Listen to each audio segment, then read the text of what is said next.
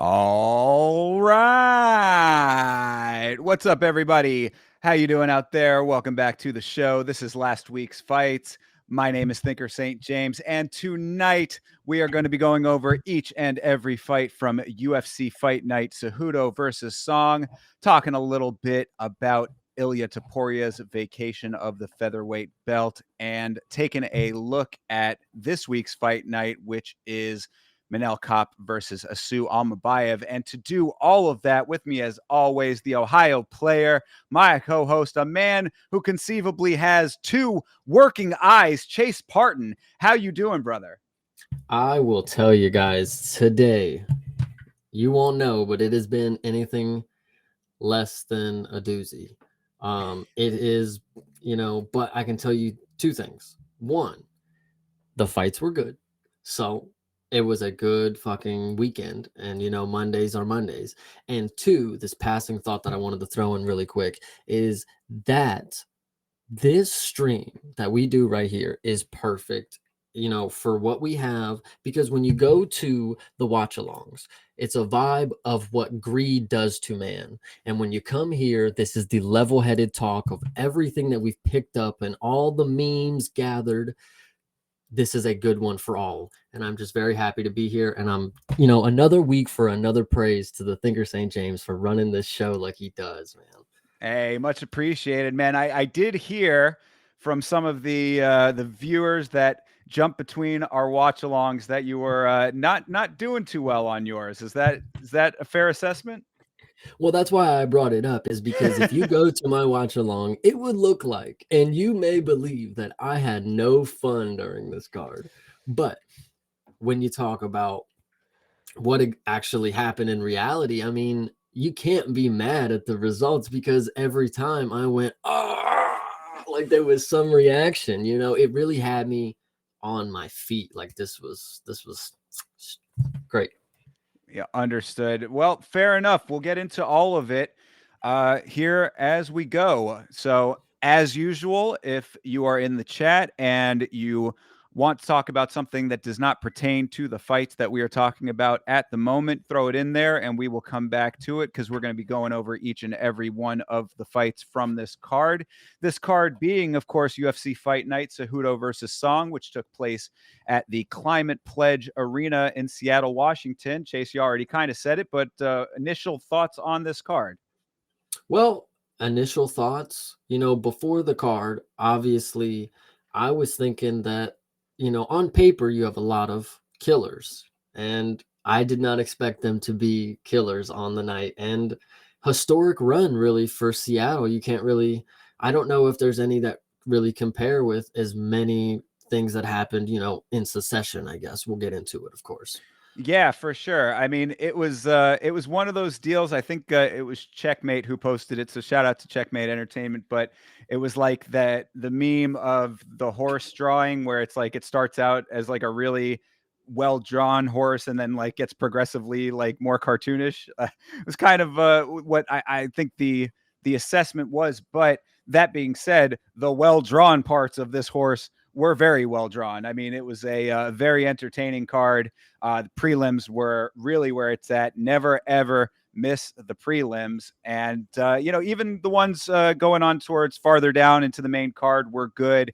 And of course, we'll talk about the main event, which there's a lot to talk about. So let's jump into it. Let's start off with the first fight of the evening, which was Modestas Bukauskas versus Rafael Sequeira. What did you think about this fight, sir? Well, first, I am an idiot for ever thinking that Modestus is going to ever get to the bell. This dude's a fucking 10. Second, that, initially going into it, Rafael, the finish that, fellow member on the card, Ebo Aslan, had on him, I was thinking it was a little fluky. Ebo, at the time, was a machine. So this was a good lock for me to bet on decision. I figured it was going to not be some fluke finish, but other than that, there was no fluke to it. Yeah, no, Modestus made sure he put him in the dirt on this one. It was crazy. Yeah, for sure. And I mean, the note that I have about it, and I'm really glad that they said it on the commentary, is that we forget 9 previous knockouts for Modestas Bukauskas. You know, he's got good power, sub ability as well. He was coming off of 2 submissions before that.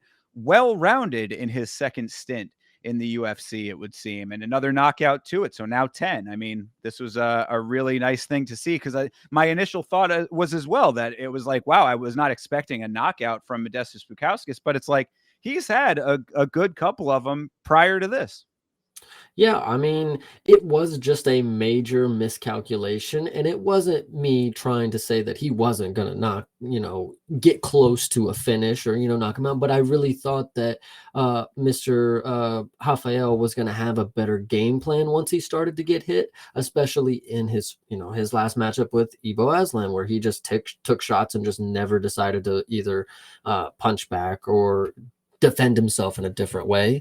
This one, he did punch back a little better. I'll give him that. But he obviously is just not a striker. I mean, I know these are some pretty good dudes that he's going up against, but like, I think this is where the matchmaking is thinking, okay, styles make matchups. If we got a really good striker, the other guy's got to do something else kind of deal. Like he's getting knocked out every time. So I don't know. It's crazy. Yeah. Well, I mean, I think that Modestas had a solid game plan I mean, or at least a solid mentality because he kept the pressure on early because he was right up in Sakara's face for like the majority of this thing. And like you said, I mean, Sakara did throw a couple of decent shots. There were good shots from both of them a little earlier on in the fight, but Bukauskas kept that same pressure on throughout all of that. So walking through the fire, letting himself, take one to give one. Left hook lands, and that was the end of the story. I guess Sakara is a little bit chinny, as you've been saying here.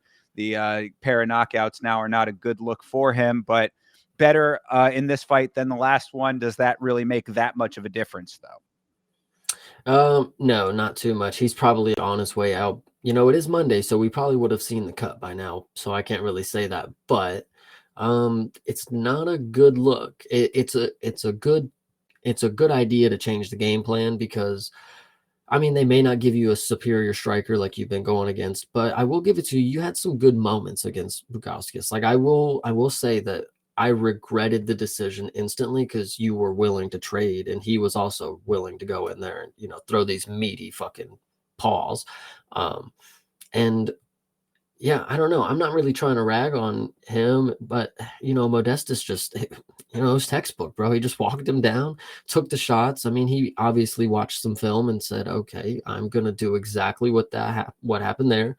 He's not gonna finish me. I'm gonna finish him." And these ones, it's like is it an experience thing that he prepped for that? That was the game plan and he followed through. Yeah, but like this is just a good old slugfest right here, and Bukowskis won. Yeah, yeah, absolutely.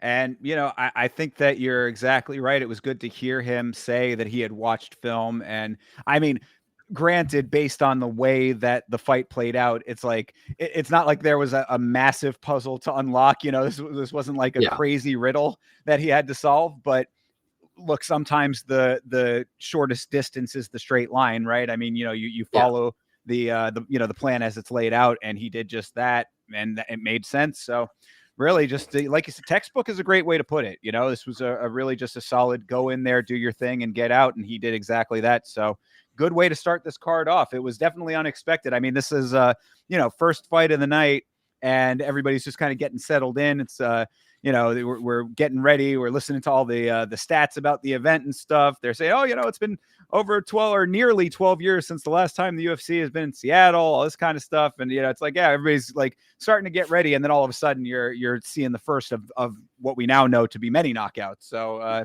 good way to get this thing going. Well, and so I guess I will mention now, and we can maybe get it out the way because there's not much to say else about a lot of these fights. And, obviously there's a lot going on, but there was just not a lot of time where there was opposition kind of deal in a lot of these. That's per se. And I will also give credit to the UFC. The pacing, they did really fucking good, especially with how many, finishes there were. They really were on their A game with it. They had like a 15-minute table with Chiesa. and whoever the fuck else. But either way, it was good on their part, and this was one of the first ones where we milked it a little bit, but there's not much to say about a lot of these, and we can get into the next one especially because I think the first round of it. Yeah, for sure. I mean, I got notes about everything, so there's a couple of talking points here and there, but yeah, these first couple do go pretty quickly, so we'll keep it moving here. Next up is Nursultan Ruzaboyev versus Eric Makoniko. Makoniko coming in on 9 days' notice, Ruzaboyev on 10 days' notice. He said, "Yeah, what'd you think?" I think this one, like I was alluding to, the first round was slow. And I was really upset. I was thinking, like, wow, if this is the one that goes to decision, geez, you're making me itch my eye now. Sorry, you're. Yeah, no, I don't know. It's something just in my eye for some reason randomly. All right, and then so this one was slow to start. The first round, not much happened, like at all. And I was like, wow, are these dudes not gonna like really engage much? Like this, the first 10 seconds is a good gauge, and they weren't given a good sight. And then the second round started, and Ruzaboa really just said, I'm just gonna walk right into you. And what's his name? Makoniko. Makanico. He did not have a good game plan. It was more shell up and not engage too much in short notice. What can you do kind of deal. Props to him for even going in there with a killer. And then Ruzabov just put the hands on him, put him to the mat a couple times. And yeah, this actually had me really excited because, man, Ruzaboev is gonna finish cans. That's really exciting to see. Well, yeah, I mean it is tough to say. This is a dude basically getting called up from out of nowhere, slot filler, as we had said in the previous episode of the show. A lot of changes to this card, a lot of fights that got moved and opponents that got changed and fights that got canceled. It was a big kind of jumble to get to the finish line with this card in the order and the roster that we ended up with. So, Makoniko getting the big call up on pretty short notice here to do his thing. It, I mean, I think that what the issue was, and this is kind of an unfortunate set of circumstances, right? So Makoniko, as I just said, coming in on short notice and new to the organization, he was fighting very evasively in round one, obviously apprehensive to engage. So it was a slow round because of that. And Ruzaboyev landed like a smattering of hands and kicks, just a little touch here and there. Round two, both guys had more urgency. It was urgency on both sides. I think that Makoniko's corner, sadly to his detriment, was like saying, hey, you got to go out there and actually bring the fight to this guy. So, good for him for listening to his corner. Did not necessarily work out the best for him. Fitzgerald on commentary was saying how Makoniko's coach is telling him to bring the fight to Ruzaboyev. Obviously, Makoniko is a good listener, but the game plan didn't play out as hoped. And that's really what ended up being the killer there, because he got caught with that one shot from Ruzaboyev, who is massive, by the way, at middleweight, 6'5" as a middleweight, definitely a larger dude. And you could see the difference because Makoniko is not small himself. So two big guys for the class. And that shot that caught him was just a sneaky right hand, like almost on the forehead, not really to the temple. It was more to like the front of the forehead, splitting the guard to do so. I was like, that's a really nice shot that caught him. And that delayed reaction was pretty, it was unfortunate to see, but it was a little odd at first. Like when you first noticed, like, oh, he's going down. Like it was like, it took a second for his body to catch up with him, but he ended up tumbling after that and dogged pursuit from Ruzaboyev to finish the fight. Yeah, he was flopping around like a fish for a minute. It was kind of an interesting finish because he probably got from one side of the cage to the other and then even got to another side of the cage. Like there was 2 knockdowns and he was slipping, and it was interesting. But yeah, the second round, honestly, I thought it was maybe I missed it. I thought it was the translator saying you got to bring it to him on Ruzaboev's end because maybe it wasn't, but here's my view of it. If it was, it's like Ruzaboev, he was letting, Eric just do nothing. And Ruzaboev was, walking him down, but he wasn't, solving the puzzle, and it's first round, but like now the coach is letting him know, like, okay, now it's time to kick it into gear. And you know, Ruzaboa just went in there a little more aggressive and, you know, put him down. It was his finishes are always so weird. I don't know, like the Cedricus Dumas one, like this one wasn't weird. Obviously, it was absolutely clean, you know, 33 seconds. But gosh, he makes people look goofy. It's funny. I like it. Yeah, yeah. I mean, in either way, it's like, but regardless of who, obviously both guys in the second round realized that that first round was a feeler round. You know, whether or not they meant it to be, that's what it ended up becoming. So it was like, hey, somebody's got to really win this round here. And then Ruzabov just was able to make it the finishing round, which is exactly what you want to do. So, you know, props to him, making people look a little silly, out there ice skating. That's mark of a good a good performance, right? Yeah, absolutely. No, for real. Like this dude, look, Uzbekistan, they got you a good guy. If they can not have him face Joaquin Buckley again, you know, I mean, that guy, obviously, he's on his way up. So if Ruzaboev's short of Buckley, you know, who's he above right now? We really got to find out. And he's kind of active, I feel. So I've watched him a few different times. So Ruzaboev might be out there. And, you know, short notice stuff, he's willing to go in there whenever, it seems. So For sure. Yeah. I mean, and regardless of the activity within the UFC, you cannot fault this man for not taking a fight, considering that he is now 35-9-2. I mean, this dude is he is a veteran in every sense of the word, regardless of his age, you know?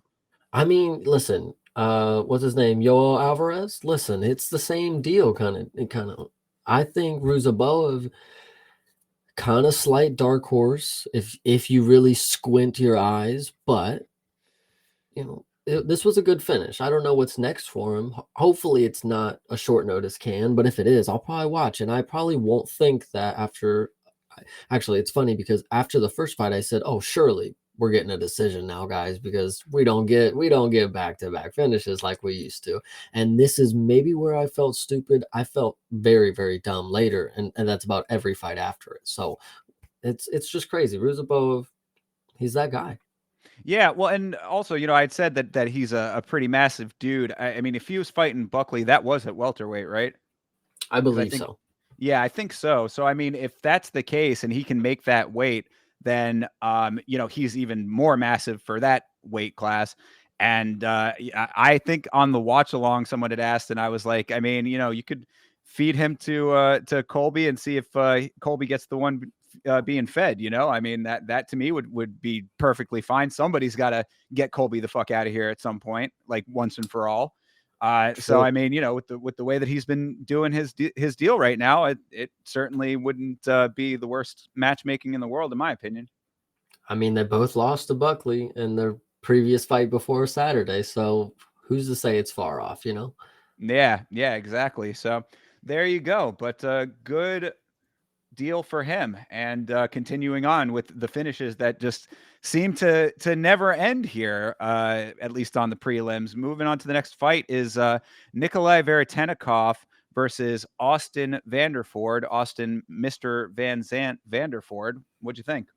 Dude, this fight, this is the exact reason why you don't look at the stats and the name of people before they come into a fight, because everything that I heard was this Nicolau dude was something to behold. They even said knockout. I know it's short notice, you know, on like 4 days or whatever it is, something like, you know, maybe it's not this one. Another fight might have been 4 days, but but this one, holy shit. Talk about it wasn't an upset maybe on the sports books because it was definitely like even when they came in there because nobody really knew. But talk about an upset to everybody when they saw how tragic Nicolau is at about everything in the sport of mixed martial arts.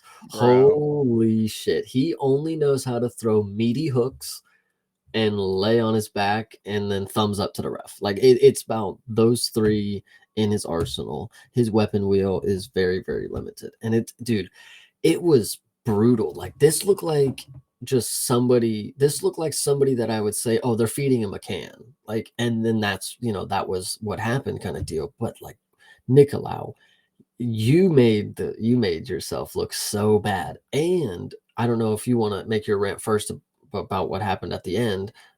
So I'll actually let you go because we'll talk about what happened at the Yeah, end. for sure. Yeah, I mean, obviously, we'll definitely get to that. But yeah, I mean, you know, this was essentially a pick 'em, so I'm not too mad at myself for choosing incorrectly on this. Basically, what you're getting at. But this Veretennikov guy is not it in the slightest, dude. Good lord. I mean, like, so you know, basically the ground game for him not fucking non-existent. I mean, first round takedown, and he was kept down for a long time. I mean, Vanderford had good activity on top. Elbows opened Veretenikov's forehead up. Body shots, good work on top. So it's not like it was a lay and pray situation from Vanderford. But this dude, I mean, it was just there was nothing doing for him. So like by the second round, he's still overcommitting to those long range shots. You are so right about the throwing meaty hook shit.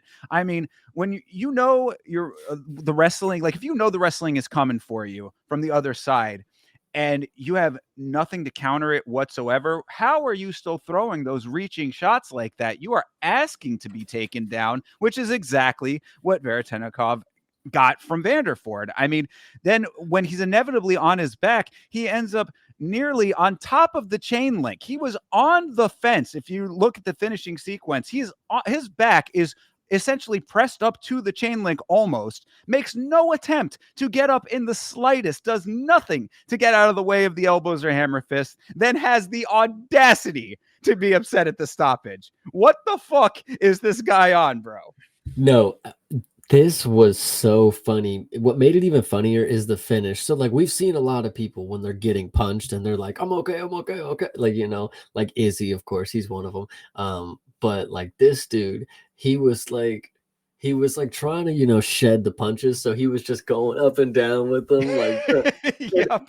and like he did that for about 30 seconds. And the ref is looking at him like, yo, retard, like, you gotta do something. Something. Yeah, and then gets mad that the ref stopped it, and not only was mad at the ref, but he walks across the cage and shoves Austin Vanderford in the back. And I don't know, listen, I don't know if you caught it, but Paul Felder was like, well, and then, there goes your UFC job, so like that's how that works. And like it was like really funny. I'm like, wow, that is like a UFC roster kind of guy. Like he would know. So I guess Nicolau, goodbye, buddy. Like, see you in PFL. Yeah, well, that's an interesting point to all of this because I said the same thing actually. Like, independent of Felder, I was like, yeah, that's a quick, easy way to get yourself cut, especially when you're just coming in. I mean, like, this is your time to show what you're about. And if this is what you're about, generally, that's going to look pretty bad to the higher ups. But from what I had heard, at least, Dana did not seem too upset by it. I don't know if he's going to get booked again or not, but it was a little surprising to me because I thought that was going to be the immediate reaction too. I was like, oh, I could already hear Dana saying in the post fight press conference, oh, this guy's going to go over there and push his opponent after the bell. I mean, get this guy out of here. He's not right for the organization, that kind of thing. But apparently he didn't say that. So who knows if he'll end up coming back? But it's like when you have that on top of the performance, I mean, I couldn't imagine you asking this guy to come back. Who are you going to put him up against? I mean, a pure striker in every sense of the word. And then you just got to hope that those long range shots that he throws maybe lands. You know who he could go up against is fucking Chaos Williams based on his last performance. You know what I mean? No, Like someone. you're not seeing the vision. So Dana, this is where his vendettas come in. He will have this guy. He might be on like a 2-fight deal, if not already a 1, and then he's never coming back. But if he's on a 2-fight deal, Dana remembers this, right? And he's gonna put him up against some killer. And you know why I say this? Because the dude, the Tallulan guy, right? I don't know why Dana hated him, but he threw him up against every killer in the book, basically, and just let him get finished until he left it. Like, hey, Nicolau, you better watch yourself when there's a dude coming up and he's a straight up monster, and you see this Nicolau dude go up against him, you better slam. It might be a minus 1500, but like, finish, dude. You got to go for it. Nicolau's terrible. Yeah, very, very bad. And I mean, really, it's hard to lay too much praise on Vanderford. I mean, like I want.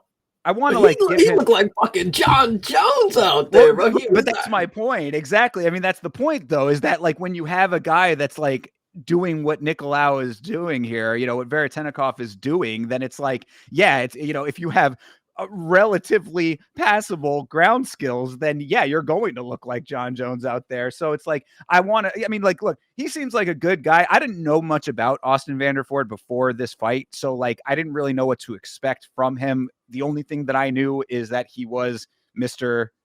Paige Van Zant. So, he seems like an okay dude. The ground skills certainly looked there from what we did see. So I'm not like trying to dog on him, but I would like to see him up against a dude who's going to give him a little bit more of a technically proficient challenge in order to fully assess the skills going forward if he's going to stick around, which it looks like he wants to and probably will. So well, and so I think back to the comparison I made with Tululan. If you look at Christian Leroy Duncan, I believe that was a short notice bout as well. If you get somebody who's clearly not on your level, you fucking finish them. What can you say about Austin Vanderford that's not like great? Like, I mean, it's a short notice bout that you don't really know much about your opponent, but when you get in there, you clearly see he's not on your level and fucking finish that. Like, he's a bum. Like, you get him out of there. It probably should have happened in the first, seeing what we saw, but like, he noticed that he had an advantage. It wasn't that he had a disadvantage in the striking, but he just knew, like, okay, let me not be dumb and get caught by the meaty hook merchant. Let me go take him down and rain fucking elbows. Dude, I don't know. I think we're getting to the era where elbows are more utilized widespread throughout the sport, but like, it makes me mad sometimes when they do the ground and pound and they're trying to punch their arms. It like, yo, smash the whole forearm like on these dudes' cranium. Like, it's a lot more surface too. Like, you got big hands. You're not a bullet out here. You can't fit through their, everything, whatever. I think Austin Vanderford, hey, listen, if they don't want to give you props, if thinkers out here hating, brother. I don't want to give the impression that I'm trying to hate on the guy. All I'm saying is that it's just it's hard when that's the level of competition you're getting back. But no, I mean, you are right though. You make a very good point. What you do in this circumstance is finish the fight. He did do that. Got to give the guy the props for that. In the watch along and here in the chat now too, I did want to throw up this point that Anakin is making, because he did say that Vanderford is a little chinny, and the only two losses that he has on his record are both knockout losses. So that's just something to keep in mind, kind of file away in your memory banks for future reference. But it's going to be interesting to see somebody who, again, is going to be a little bit more technically proficient, navigates the fight a little bit more effectively, and maybe is able to touch his chin a little bit more. See if that ends up coming into play. Yeah, I mean, I think it is obviously a concern that he didn't want to stand striking with the dude who's god awful. Like, where did he learn anything? Like, seriously, anything in the striking department? He didn't learn wrestling, clearly. But anyway, another story for another day. But Austin Vanderford, I'm not saying he's going to win his next matchup, but like, in this performance, like, for a guy that was on the Contender Series, like, going, I was just double checking for a guy that was on the Contender Series, like, a while back in his career, right? And back in 2018, and he didn't even make the cut. This is the performance that you put on when you have the opportunity. And again, when somebody's not on your fucking level. Yeah, do the damn thing. Exactly. You're 100% right. No, that point is completely valid, and Vanderford certainly did exactly that. So yeah, got to give the guy credit there, and to his credit as well. Just to give him a little bit more praise than I might have been. After the fact, I did see a couple of quotes that were going around about his thoughts as to the pushing situation and all of that. And he was pretty gracious about the whole thing. He was like, yeah, I understand it's this guy's dream too. I get it. It's, the tensions are high. He a lot of emotion at the time, that kind of thing.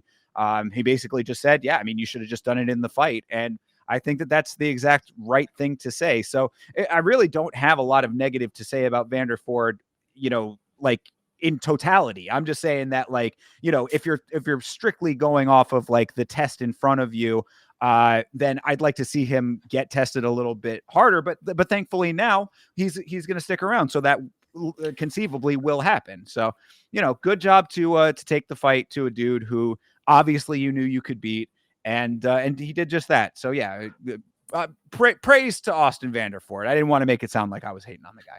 Listen, I also know that this is not necessarily part of the show, but the audience may love this bit.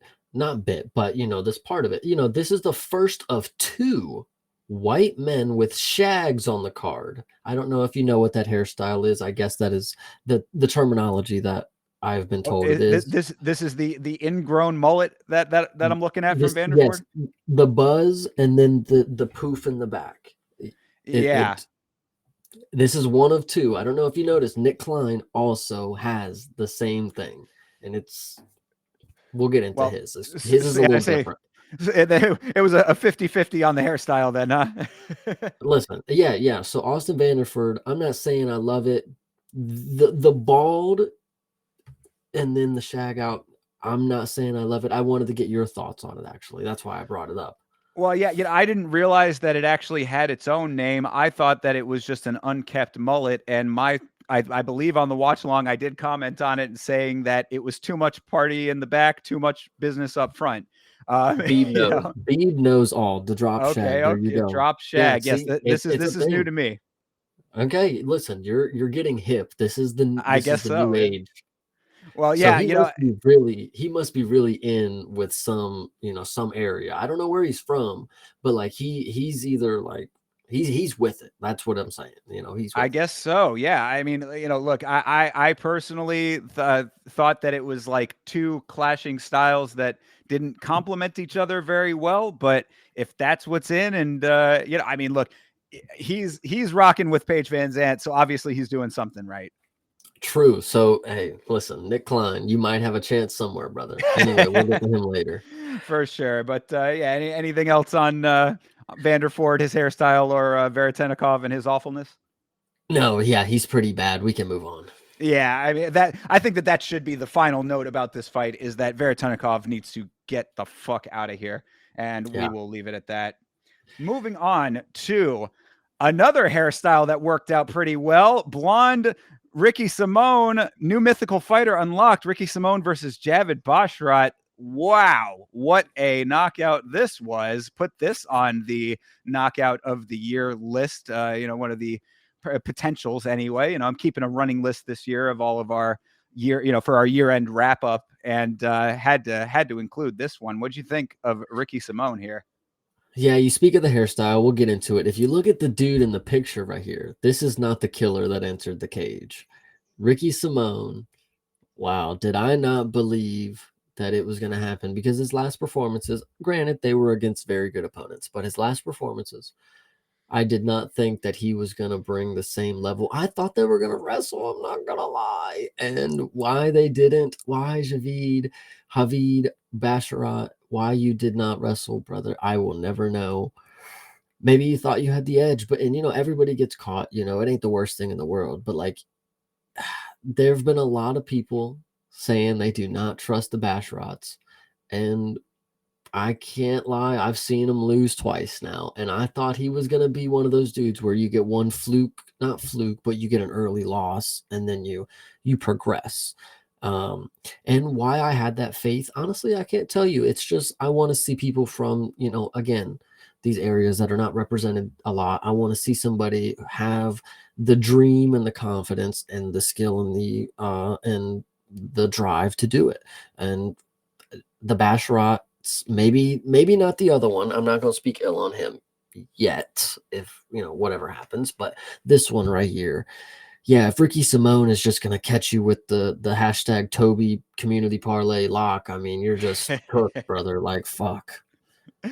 Yeah, I mean, look, Ricky Simone, like, much like the Ruzaboev performance, I was thinking early in this fight, Ricky is not scared in the slightest of this dude. Record and reputation, or whatever, the aura that these Basharats may or may not have, played zero part in how Ricky was navigating this fight, because he was right in Basharat's face from the start of this thing.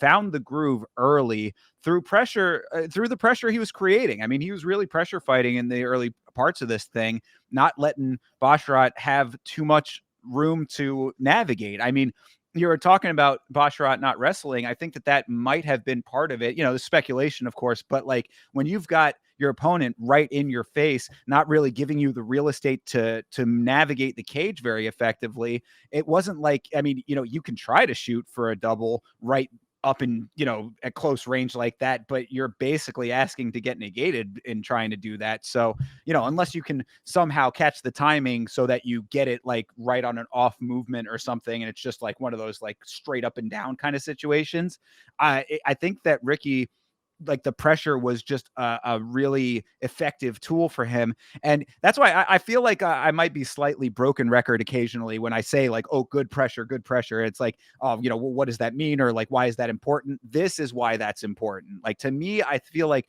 if you come out of the gate pressuring the opponent in a very real way early in the fight, then good things can happen. I mean, sometimes you get caught too. It is MMA, but like, if you are going in there showing that you're taking control, it, at least in a small way for certain fights, it's a partially mental component, and then also like on both sides, it's partially mental for you. You're feeling like you're dictating the pace, and partially mental for your opponent. Like, oh, this guy's not, he's not backing down from shit. So I thought that looked really good for him. And obviously it worked out here because Ricky Simone murdered this man.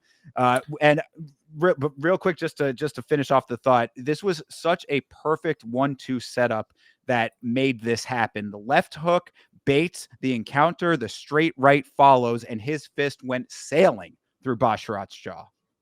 Yeah, I also I always like to give my dad's point of view on some of these, because I show him the really good ones when it has to happen, and it's a fight night especially.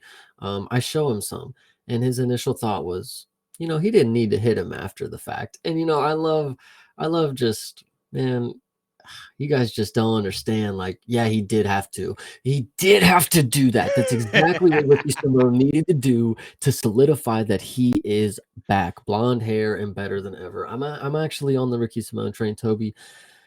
You are the fucking man. I honestly owe you everything in my checkbook, because you just know you have the script, and Ricky Simone is clearly on the winning path in 2025. And I dig it if he's going to be the blonde hair, don't care kind of guy. So Yeah, absolutely. Like I said, new mythical fighter unlocked, Ricky with the blonde. I mean, I thought that if we're talking mullets, in a more traditional sense, I thought that the mullet that he used to have actually kind of worked for him. It sort of fit his face, and the style kind of was clicking for him. But if the blonde is working, then the blonde is working, and you cannot go against the tide when you get a knockout like that. So yeah, I have to say I was slightly proud of myself. We'll talk about the Rob Font John Matsumoto fight in a little while, but two underdogs on the long shot parlay together, and that paid for all of my bets for this card. So thank you very much, Ricky Simone.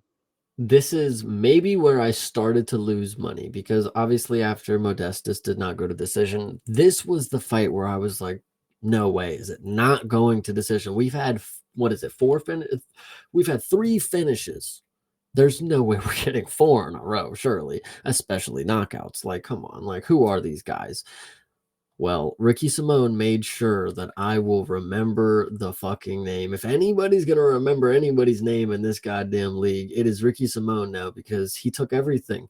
Not yet, but this was the start of everything being taken. Little did I know. So it was rough, but he's a Yeah. god. I'm not going to lie. Well, and I think the problem with Simone, unfortunately, is that he does, at least as of his current dynamics, he's one of those guys that he can do great things, but he can't always do great things when it matters the most and against the guys who are just at that elite level that he's not been able to reach himself. So hopefully this is the turn the corner moment for him. I mean, you see the record, now 21-6. He's certainly been around for a while. He has a lot of cage time. It's kind of going to get to a point of being a now or never situation for him. Hopefully this is the now part of that. And, he can continue on moving up and making it happen for himself, because we have seen him get up to higher level competition and just fall short. So I want to believe, I certainly did in this situation, paid off here. Going forward against some of these guys who are going to be a little bit higher up the ladder, I'd be a little bit more cautious, but that's for a different day. That ain't today. Ricky Simone did the job. Follow me here. Ricky Yes. Simone, he threw less than 30 shots, 29. Isn't it impressive? And me personally, I can't tell you much more like some feeler punches. Okay, it says there was a takedown. I don't really remember a minute of control time. Maybe they were, anyway. But like more of the striking nonetheless. I can't tell you there was some great sequences that were, grand sequences, I guess I'll say. There was maybe some moments, but like up until the moment it happened, like Ricky Simone was able to do the job in just one combination. And it's just, listen, we go back to technical and technique. It's textbook what Ricky Simone did. Show the two, bang the three, whatever it's called. It was really good. And he didn't just do it. He put him in the dirt. I mean, it was beautiful. Absolutely. No, I agree. I mean, that was a gone till November knockout. And I mean, you saw it took a while for Basharat to get back on his feet. Was glad to see him able to, stand for the ring announcements and whatnot, but it took a minute. He was seeing stars. He was looking up towards the heavens. Yeah, that's actually what made it even worse, is like his eyes weren't closed, they were just looking straight up in the air. And then you would look in the replay and he's like kind of out, and then he hits him again and then he's looking up, so it kind of like really fucked with him, and then he's laying there. And then he's saying what happened. And I guess they just wouldn't tell him, or maybe he's obviously not able to fucking comprehend and Oh hear yeah, anything. So he kept asking what happened, but like I understand. You don't know where you're at, what's going on.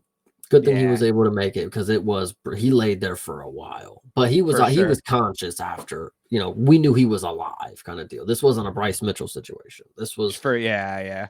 This was still good. I think maybe I'm just like anyway, when it comes to like these smaller guys, they're obviously very skinny.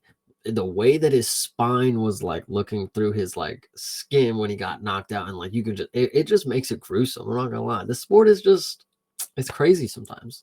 It is indeed. I mean, violence is what we come for.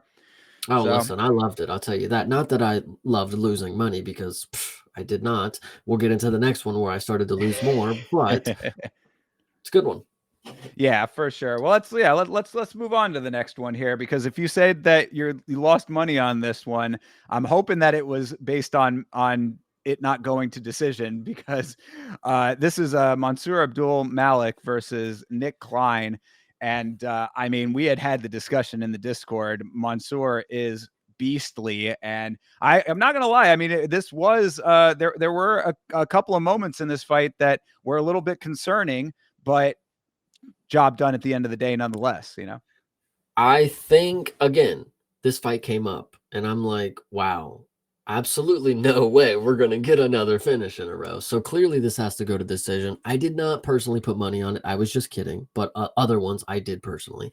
This one, I was so unsure of the outcome, because when I watched Nick Klein in the highlights, he's obviously had some subs, and that's good. When you look at the score, his profile, those were obviously like long ago. I think he maybe even got one of the Contender Series, I think, too. That was his other one. Oh yeah, And definitely. he didn't seem like anybody you could count out, from what they were showcasing. And that's obviously what you got to thrive on sometimes when you're watching the promotion. It's like, what is the story they're telling? I love that part of it. And Nick Klein actually was able to put on a performance of somebody that you couldn't count out up until, obviously the end. The first round of this fight was, you were on your fucking feet. Like there was some fucking tension. Like, is Nick Klein able to beat this fucking monster of a fucking, and there's probably people in the crowd, and if you're on the side of Mansoor, you know, everybody loves an underdog. That's why I'm telling Nick Klein's part first. But if you're a Sure. fan of Mansoor, you're obviously watching this and you're saying he's gonna beat this fucking redneck's ass. Like this is absolutely no fucking contest. But the fact Nick Klein was able to stumble him back and show that Superman can bleed. Listen, I know Mansoor's young. I'm just making jokes. But Nick Klein actually was able to do some good fucking work here for somebody, again, who makes you think that this is just some redneck. He did some work. Yeah, I mean, and look, you know, when we've talked about this plenty of times, when you've got a minus 1300 next to your name in Abdul Malik and the spinning back, what ended up being a back elbow, but you know, a thrown spinning back fist that landed on the elbow has you, you know, stumbling backwards and kind of looking spooked. It's like, oh, okay, now this might be a whole different ball game here. So yeah, no, I definitely think that Klein does deserve his props for that.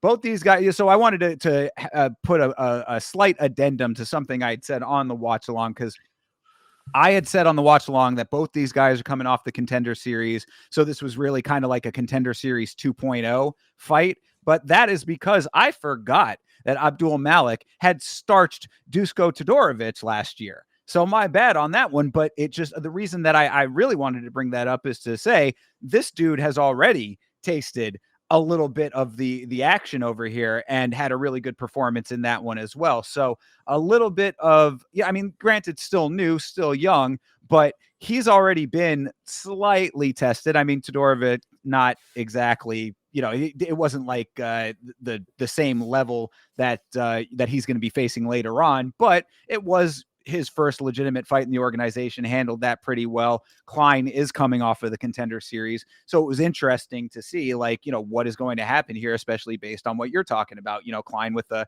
nice sub game. This is certainly, at least on paper, looking like it was going to be a styles make fights kind of fight.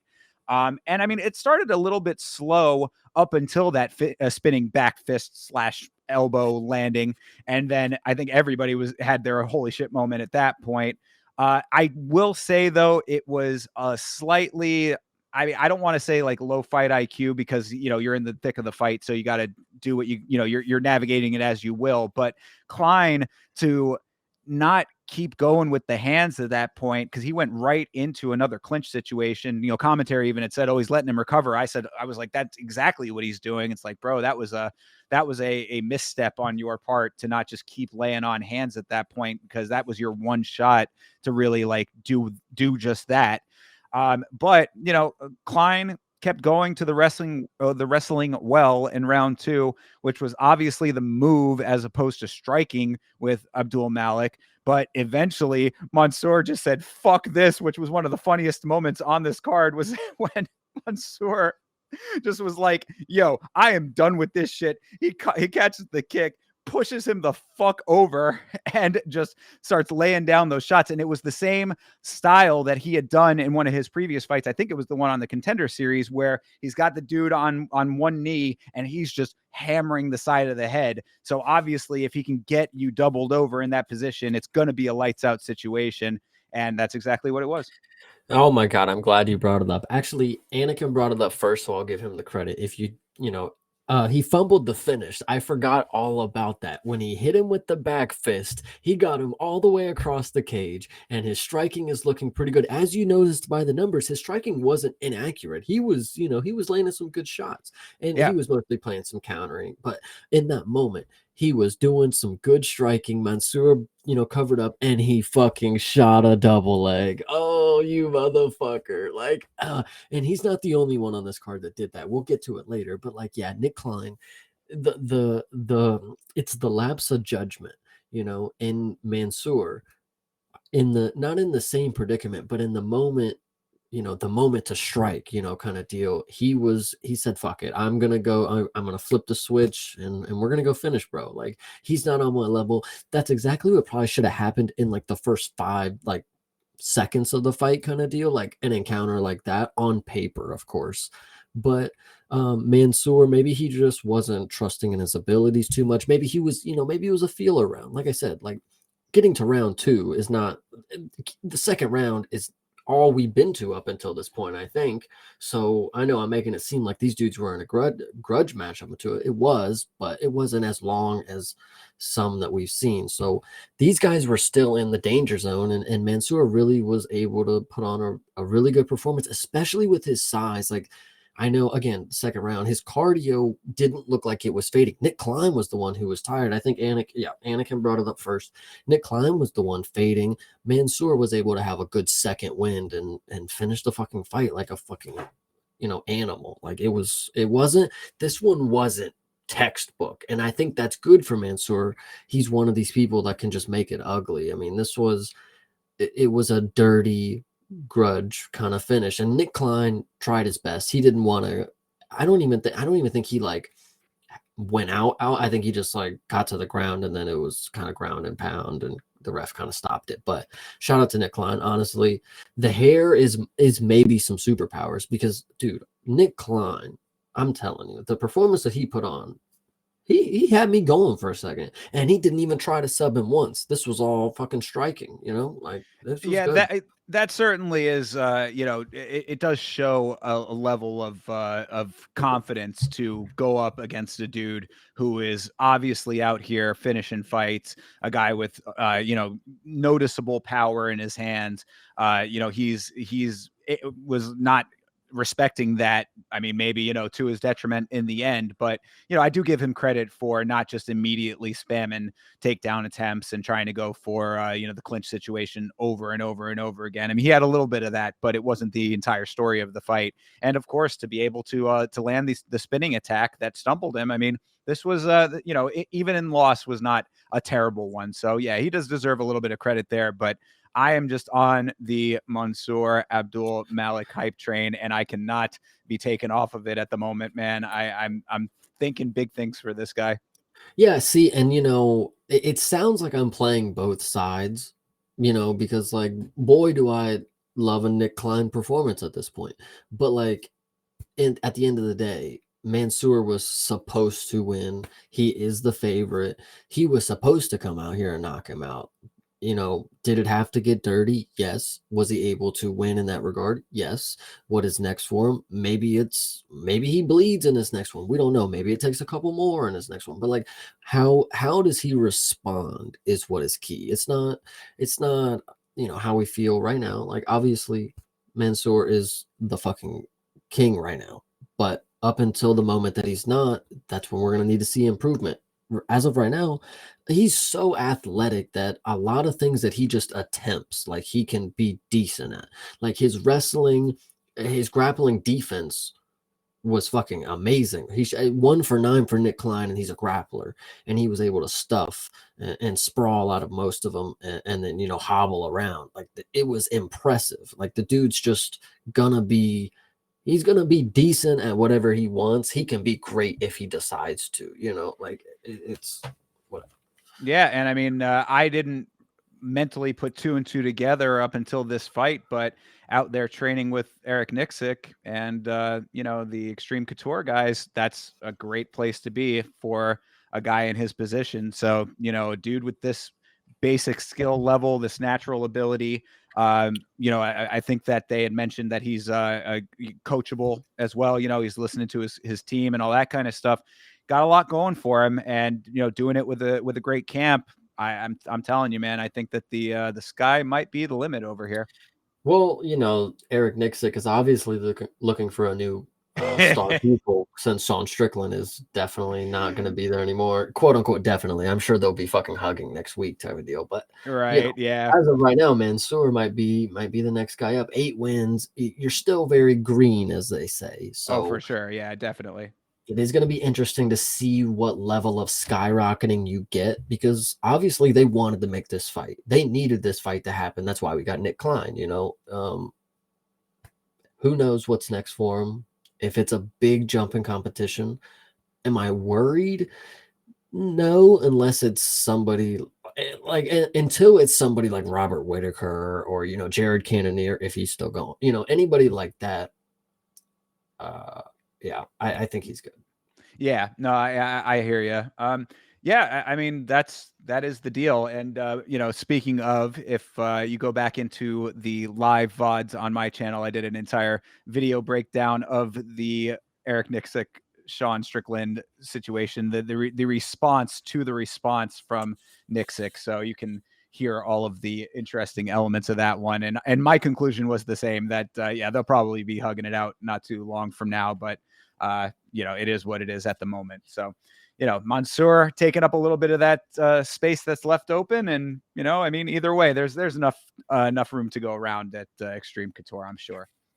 I think at this point, I might have mentioned that everybody with a finish should have got a bonus at this point.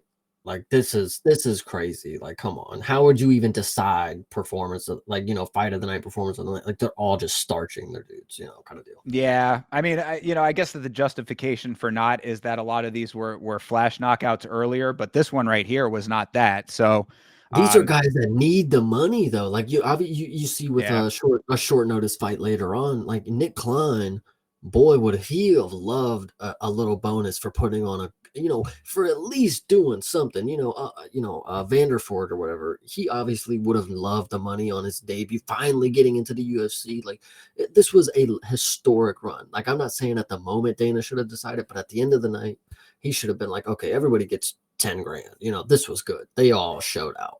yeah, for sure. Here's my This left is pocket money, you know. right. Yeah, this is an unfortunate card to have happened after that, you know, that little stretch there, the post 300, I'm not doing bonuses anymore kind of thing, or not increasing the bonus amount or whatever, you know, that it's sad that that's the case, but it is what it is in the UFC, and you know that the boss's word is final. So until he changes his mind, it's just going to be tough noogies for these guys.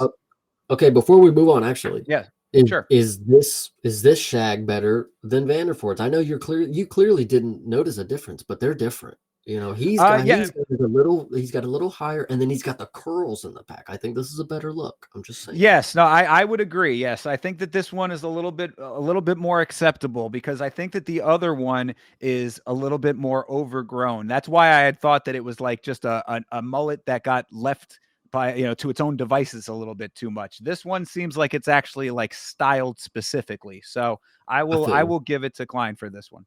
Yeah, shout out him. Listen, one more time. Shout out Nick Klein. Like Anakin said, Klein should bounce back his next fight. I'm really hoping for it. No Ruzaboev bonus. I don't know if that one's crazy. I mean, the dude that he was fighting was pretty bad. But No, anyway, Ricky Simone bonus is the one that's crazier to me, but there's a bunch of craziness when it comes to the yeah, bonuses on this card. We'll get yeah, to we all of can that too. get into it.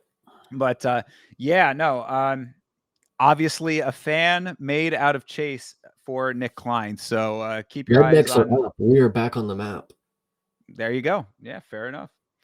All right, let's keep it moving here. We got this one. I mean, was almost kind of open and shut, but it is Andre Feely versus. Is it Melzical? Was that how it was? Melkazal. Melquizale. Melkaziel. Melquizale. Yeah, Yeah. Melkaziel Costa. Andre Feely versus Melkaziel Costa.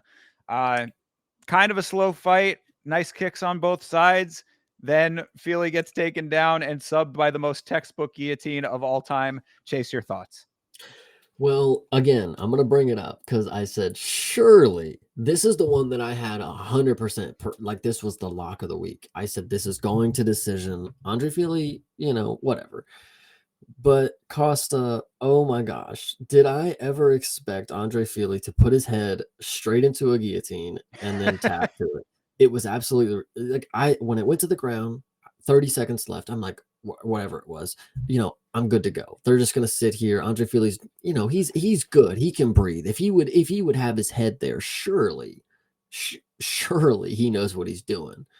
But that was just a rookie. You know, you can't even say a rookie mistake. I mean, it's just low because he's not a fucking rookie. But like, it's just fucking low IQ at that point. Like, how do you let? First off, a good submission artist like that, you had the top position. You went under his shoulder. You felt him go under your neck. When did you not understand the danger? I'm just actually confused. Like, even in the Discord, for people that are training, they said he put his head in the choke, which I don't have to fucking know rocket science to tell you that, yeah, he put his head under the arms where he started squeezing. But and then Andre Feely had the nerve to kind of be mad at himself and like slam them. It's like, yo, what are you? It just actually frustrated the hell out of me because Costa had a decision win on the fucking way. And I can't think of anything else right now but his fucking detailed ass tattoo on his chest. Like, oh my goodness. Anyway, that dude is like, I just see this picture. Anyway, yeah, Costa with the colorful hair, come in with the Cookie Monster UFC photo. I don't know if you saw that. He had the slippers on. He obviously was chilling out. I knew this was a dub. Costa, the 7 losses, they don't tell the story. I actually watched this dude last fight, and I'm telling you guys, he was good. He was impressive when it came to the grappling. He was able to keep the backpack. He was striking. He was doing sub attempts, blah, blah, blah, blah. And then this one, it showed his confidence in his abilities that he would just fucking, fuck it. I'm just going to jump Gilly. I'm already on the ground. It's not like shooting and I'm jumping for the neck. It's like, I'm just going to get the Gilly while we're on the ground because I'm that fucking dude. Not only does it show confidence, but he's also, listen, shout out to all the victims of vitiligo. He is out here representing and he's fighting for a lot. Like, to be the first champion suffering from this disorder, it would be big. It would be monumental for him, not only the victims, whatever you want to say. So I appreciate him a lot. No, fair enough. I mean, that's certainly more than I had to say about this fight. I mean, yeah, I really, I think you covered most of it, but it really was very strange in the moment to watch the sequence happen where exactly what you said was what it was. I mean, they go down and Feely, like, this was like day one of your ground game defense. I mean, like, like, this was what generally would have been, under any other circumstance, an immediate head popping out and him just having top control.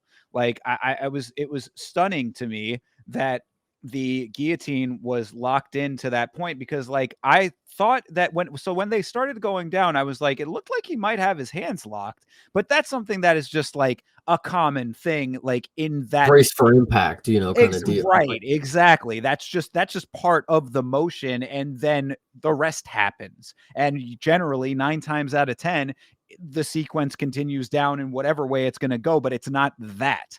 And so to have it actually be a finishing sequence was just very stunning. I mean, like, it was one of those ones that I was genuinely caught off guard by, because it's just, you'd think that at 24-11 coming into this fight, like you said, he is no spring chicken in this sport. Andre Feely is a name who's been around for quite some time. This is really day one stuff. I've, like, textbook is the only word that sprung to mind immediately to describe it. It's like you set it up for him. So, I mean, like, yeah, you're saying he was all upset about it. It's like, bro, I mean, I hope you were just mad at yourself, because this is all you're doing. I mean, again, this was a slow fight before this. So really, it was just a lot of kicks on both sides, and then this. So it's like, you couldn't even say that there was like, oh, he was super tired, or it was just a fluky situation, this and that. Like, I mean, this really was like every element early in the fight was all equal. I mean, like, all the things that, like, you should have, your faculties about you, your cardio, your strength is still there. All of the elements were still at their peak. I mean, this was very, it was towards the end of the round, but one round into the fight, when you're fighting at featherweight, I mean, like, all of the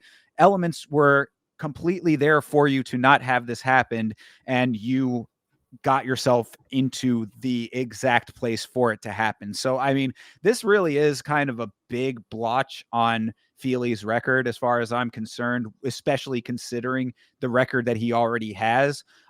He's one of those guys, you yourself talked about it. I was really glad that you did. He is the definition of a checkerboard fighter. I mean, a candy cane fighter over here, win, loss, win, loss. This is, following that exact pattern as it continues.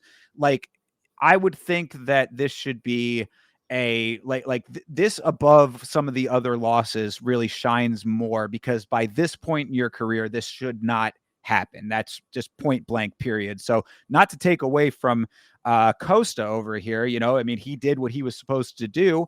And you're right, showing out for the, sufferers of vitiligo is definitely a nice credit to him as well. He could certainly be a vocal voice. He did the Dalmatian face That paint. was hard. Yeah, raising awareness. I'm with all of that. So, I mean, really not trying to take anything away from him, but again, it's like he was served this win on a silver platter, all coming from Feely, who should know better. And that's really where I end up with this. Is just I'm disappointed in Andre Feely on this one. Like, your record should show that you are more aware than this. And I got a lot of praise for Costa, but Andre Feely, at a certain point, you come into the fight and you're thinking, no way is the purple hair guy going to beat me, right? And then you make a stupid mistake and you let him finish you, let alone to a guy like this. Dude, this was decision all over the place. And the fact that he, gosh, it's really crazy to think that, and you tried to, you want to talk about how this isn't impressive on, not it, that's not what you said, but the fact that Costa was able to finish somebody who's so deep into their career, who, gets finished by good people. I think it's either a sign that Andre Feely is clearly not on the level that he was, which he's not, but he did split decision to Cub Swanson, and Cub Swanson just came off a finish. I just double checked. I had to, and then obviously lost. But Costa, I think he's on to something good. I'm really good with the energies that I felt before the fight, and he came in with a lot of energy that it paid off. Not to me, but for himself, kind of deal.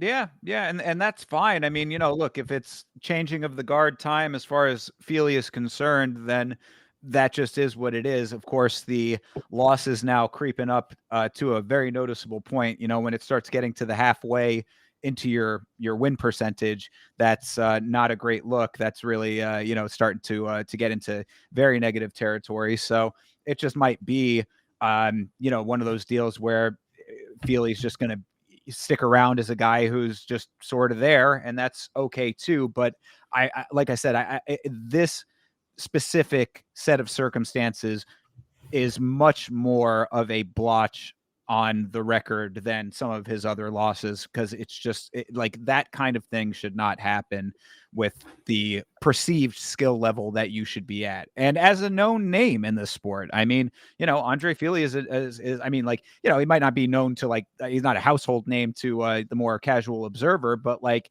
if you follow the sport, the name. I mean, he's fought great fighters before. Like, hopefully this is what you're saying, and that it's Costa coming into his own and becoming, one of these new wave guys. But I just, it's hard for me to rationalize this loss for Feely the way that it went down. Hear my perspective of it. You have Andre Feely, who the first time I saw him, I believe it was like some decision that he lost, but then I'm pretty sure he got knocked out by Dan Ige is what I saw after that. And then he got the split decision against Cub Swanson, which at the time, what do I know about Cub Swanson? That's just some old vet, Okay, Andre Feely gets a split decision against an old vet. Now you have, Costa, who in only recent memory, he's lost to Thiago Moises, right? That's not that bad. I mean, he did get subbed by him, and then you have, Steve Garcia. That dude's knocking everybody out. To get knocked out by him, come on. I mean, everybody is. So I think Costa, when you come into this matchup from this perspective, it's like Andre Feely is not on my level. I lose to good people, right? And Andre Feely right now, he's not anybody that I should feel danger for. And they only take matchups that you would want to, you think somebody can beat you, you competition kind of deal. But I think Costa had this one in the bag, man. Whether I believed he got the sub, that just shows that he could have done it anyway. He was definitely leading the striking, whether it was fun or exciting, that don't matter. He was definitely leading the striking at the time. And then when it got to the ground, he made his move and he pulled the trigger and got it done. Yeah, I mean, that's pretty much as open and shut as it gets there. So we'll see what happens with Feely going forward. It's definitely going to be like one of those performances that like colors your vision of him, at least for me. Because, before this, I would have been like, oh, yeah, he might have a good number of losses at this point. He might be a checkerboard fighter, but like at the same time, he can still win a fight. Like he's still somebody to watch out for. He's still dangerous, this and that. But just those kinds of losses, like it makes it very hard to put backing behind a fighter who's going to get himself into that situation. I mean, this is as textbook as it gets. So. Well, you speak of the checkerboard, so just be ready to put some money on Andre Fili for his next fight because he might be winning, Terrence McKinney style. There you go. I guess that is a good point, right? If hard losses equal great bounce backs, right? With there you go. Great setbacks lead to great getbacks. So maybe that'll be the case. Yeah. But either way, shout out to Costa on a good win, and that's about that. Appreciate him. Yeah, for sure. We'll see what he does in his next one. But all right, moving on to Iwan Kutelaba versus Ibo Aslan. This was a wild fight. I quite enjoyed this one. Two madmen, it seemed like at times. I mean, Aslan a little bit less than Kutelaba, but Kutelaba is just that guy is a head case in the most fun way possible, I think. Yeah, absolutely. It's crazy. Right when the fight started, I think I do this every time Kutelaba fights because his record is so deceiving. You would think he's on the back end of it, but like he's only like 31 or whatever. Like the dude, if he wants to keep fighting, I mean, there's no reason not to let him do it. I mean, I know some people are bad, but like he's as of right now, he's proven that he can still beat contenders. Like he's not somebody who is falling, Andre Fili is not being able to beat contenders, not contenders, but whatever you want to say, prospects, excuse me. And Kutalaba, goddamn, did he go in there and he takes some shots? And that was pretty impressive because not that I didn't believe the hype, but like I said in the first, fight that we were talking about, the finish might have been a little fluky. The ref stepped in, nobody actually fell down, nobody was unconscious, whatever you want to say. But I believe the hype. Like Ibo was a machine. He does throw a lot of strikes. He had 14 finishes, 14 wins. I was believing in it. And Kutalaba, talk about veteran move. It's always it's not the same, but it always feels like the same type of veteran, the heads up play. It's like, wow, fuck, he got him in the one thing that he knew that he could do. And it sucks. And I don't know if this is correct. I'm pretty sure this is what the commentary crew said. This was the first Kutalaba submission in the UFC. That is correct. Yes, indeed it is. Kind of wild to think about, but yeah, I mean, earlier before the submission, I mean, these guys, dude, huge shots from both dudes, crazy looping shots. I mean, clubbing each other. This was we'll talk about another one that was a barroom brawl here next, but I mean, this really was two dudes just going wild haymaker swings at each other. Kutelaba ends up getting the takedown, does a great job of lacing the legs, which I always appreciate. I talked about that on the last episode. You corral those legs and it becomes very difficult to move, which at light heavyweight is even more tough. Bigger frames, bigger guys, less mobility, theoretically at least, and certainly in this case, ends up getting that head and arm. And his first submission in the UFC, very crazy. The whole thing, this sequence, this fight felt like a like a hailstorm moved in. You know what I mean? It was just like one of those things that it's like the fight starts and it's just bang, bang, bang, bang, bang, bang, bang, bang, bang, and then just the fight's over now. It was like, whoa, that was a lot going on in a short amount of time. So imagine me, and I didn't put money on this, but once again, I will mention, surely a decision would come at this point. Right. And I thought it would go to Kutalaba. I'm like, okay, he's gonna out, maneuver him, and Ibo's gonna gas out, which I always agree that he normally does. But the fact that he was able to just get him down, finish him with a submission. I mean, I don't think I saw one bet slip on Twitter. Somebody would fucking post it if they had Kutalaba sub, but I don't think anybody on the planet Earth made money off a Kutalaba sub bet. Like, I'm serious. It was like I think that they had said that on DraftKings, their book, it was like a plus 1,400. So it was probably about as long of a long shot as you're going to get. Yeah. So it's crazy to think that I mean, is it really crazy to think that he came out here and did it? Because he somehow, and I can't tell you the ones that he's done it, but he sometimes just beats people, and he's one of these dudes. And I know there's that archetype of people you don't bet on their fights because they can just somehow do it. You know, Angela Hill was one of those people, but Yep. Cutelaba has been added to the list. Like you just he's kind of interesting, but he's also just a goofball. Like, can I really put money on the circus clown? I don't know. It's crazy.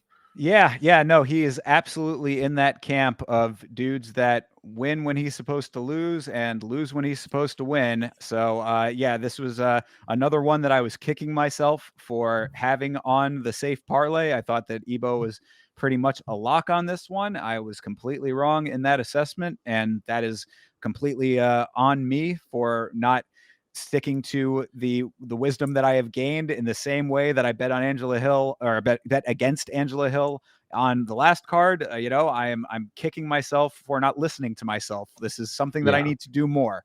But that being said, it was an entertaining fight, so I was okay with it. And Kutelaba is actually pretty entertaining on the mic. Not gonna lie. I mean, that post fight interview was kind of, yeah. He's an odd cat, man, and I don't know. I was fucking with it. I was definitely I was listening, but at first, the first like 5 minutes that he had on the mic, I didn't understand what the fuck he was saying because I thought he was retiring. I was like, wait, he said he was gonna lay down his gloves, but I think he was like saying in like an honorable. I don't know what the fuck he was talking about at first, and then he kept trying to say the F word, and it's just not in his accent ability apparently because it just didn't come out right. But it was hilarious that he kept saying it and he was ready for a fight. Like he's ready to go tomorrow. Like I'm ready for it too. If this is what we get, I don't know if he did the Hulk painting. I know that's like his thing. If he brings that back, I'll enjoy it a little bit.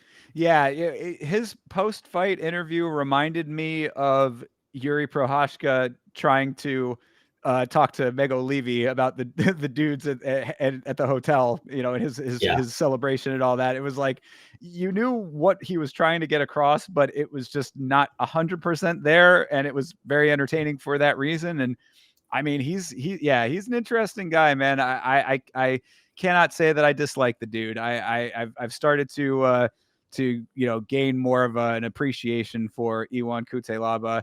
And now getting wins, that's certainly going to help. Nothing matters if you don't win.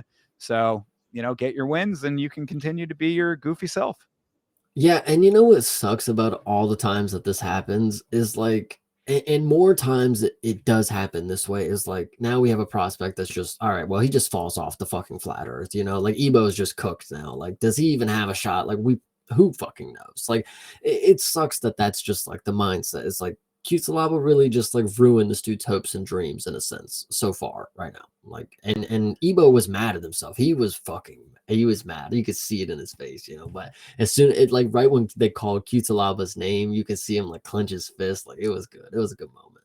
Yeah, I mean, I wouldn't think that Aslan is not going to be able to come back and do his thing. I'm certainly not of that mindset. I just think that Kutilaba is such a wild card that this was the fight that he was going to lose for exactly why it played out the way that it did.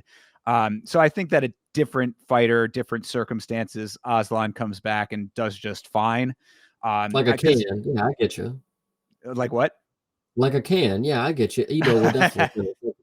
I wouldn't go that far. I don't think that it's that way because I thought that Aslan was I mean, like, of the two of them at least. Now, I mean, don't take it farther than this, but of the two of them, I think that he was slightly more technical, at least earlier in the fight. But You yeah, weren't I mean, like, expecting a technical masterpiece from Cutelaba. Come on. right. I mean, you never can. So, I mean, it's like, now that being said, though, I think that technicality will work against somebody else. I mean, like, if you don't have a wild man like Iwan Kutelaba throwing the craziest haymakers at you, then, there's potential for you to be able to navigate the fight a little bit more effectively. So I don't think that Aslan needs to get put into tomato can territory just yet, but we'll see.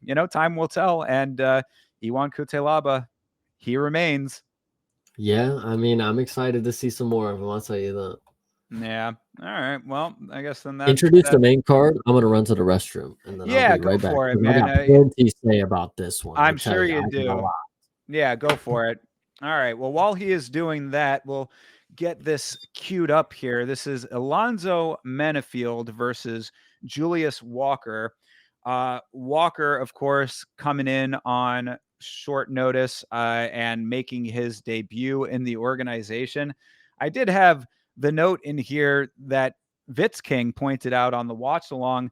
Why is it that Walker only has one cauliflower ear, and that one cauliflower ear is like real bad?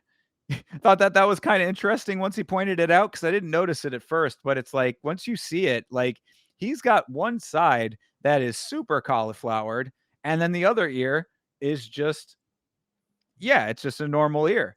So if the last fight was a barroom brawl, this was a pool hall shuffle, to be sure. This was a barroom brawl for the ages. Walker doing a pretty decent job for coming in on short notice, making his debut against a top 15 fighter, I thought. I mean, of course, Anakin saying that this was fight of the night and that is somewhat laughable. Yeah, I would agree with that. And I'm sure Chase is going to have a lot to say about that too. But taking that aspect of it, Walker doesn't have any control over that part of it.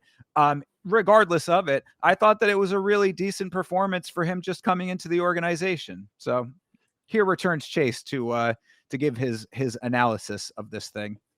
Going into this fight, I instantly noticed that Alonzo Menafield has been somebody that I've watched lose because of low fight IQ. And looking across him at Julius Walker coming in at 6-0, all finishes, and at 6'4", I was thinking, oh, this is interesting. This is a very good dog. And the fact that I watched this entirety of the fight and I said, this was an amazing dog to put money on if you did. It's just unfortunate that this was right around the time that I thought to myself, okay, well, before the card, I said out of all the fights that are going to get, decisions, this one I surely is going to finish, right? Like this is where I really got fucked over. Like I said, round one, Julius Walker finish. Like you have to get me out the mud. And I think this was another fight where it was a good moment where he got him kind of rocked a little bit, and then he ends up fucking shooting for a fucking takedown. It was another frustrating moment, I believe, in this fight for Julius Walker. But other than that, I think he was fucking insane for a light heavyweight coming in as a basketball player who's never really had traditional training up until a few however it goes. He comes in, he throws 16 leg kicks, he throws 33 body shots, lands 33 body shots, and lands 37 headshots. Like he's out here mixing it up. He's shooting 9 takedowns. He didn't get taken down on the one that he had. He has great mobility for a dude who's a very tall, slender, kind of tree built guy. He has all the instincts of a very good fighter. And somebody, I somebody that has good instincts, obviously you have to be coachable and you have to be able to get into the right system and stuff like that. But like he has the instincts that can get him very, very far. What I think is unfortunate, and I will note specifically, is once shout out, in the Discord, shout out my boy North. He said, wait a minute, this is 12th ranked versus a debut guy. I said, oh, I'm an idiot. If this, now that it's going to decision, of course, I said, oh, they would never let somebody on their debut take the 12th ranked, quote unquote, and unfortunately, looking at the scorecards and how it ended up, I think that played a part 100% because Julius Walker won this fucking fight. And I'm curious to see, maybe I missed your part where you said it. Obviously, I was gone. But if you did not think Julius Walker won this fight, you are insane. This was clear coat. I'm serious. Yeah, no, I do agree. I think that I think it was, yeah, I don't necessarily agree with the decision, because it was a split decision loss for Walker with a 30-27 in there, which is like, this is, anytime that you see that, obviously there's some kind of fuckery going on with the judging. So I don't know if it had anything to do with the ranking element of it or any of that kind of stuff. The commission is of course separate from the organization, all that stuff that we talk about. But either way, yeah, I do think that Walker did win this fight in a general sense, but it was close. I mean, I think that it being a split decision was not necessarily the worst because of how close it was. And I think for a lot of the reasons that you're mentioning, and also one of the things that I had in the notes is what Anakin had said here, is that Menifield's takedown defense is really great.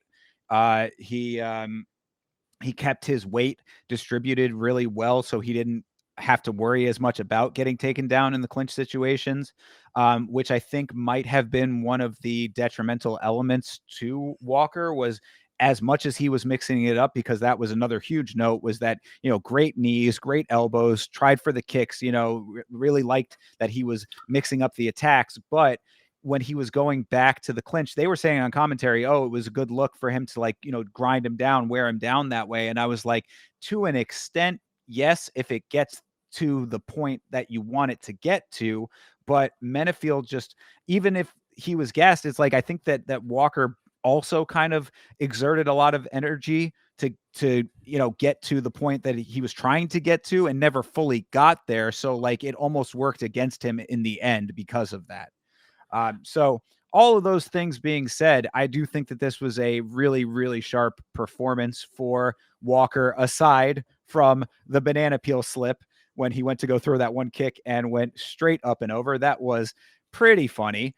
He caught some air on that one, but aside from that, I mean, the real, I think, biggest problem was that by round two, it felt like both of these guys were pretty gassed. So like, by the time that it was getting into the later elements of the later portion of the fight, like into round three, it was a little bit foregone. I mean, Walker might have been slightly less gassed, perhaps, but both of them had exerted a lot of energy in that first round. I remember Safe Saeed telling Menefield to be first, and I'm like, he needs to be at all at the moment, which, it's like not a great note to have to say. So yeah, I would agree that that Walker probably did take this fight. Close fight though. I mean, petty theft at best. I wouldn't call this a robbery by any stretch. Of course, a split decision is not going to be that.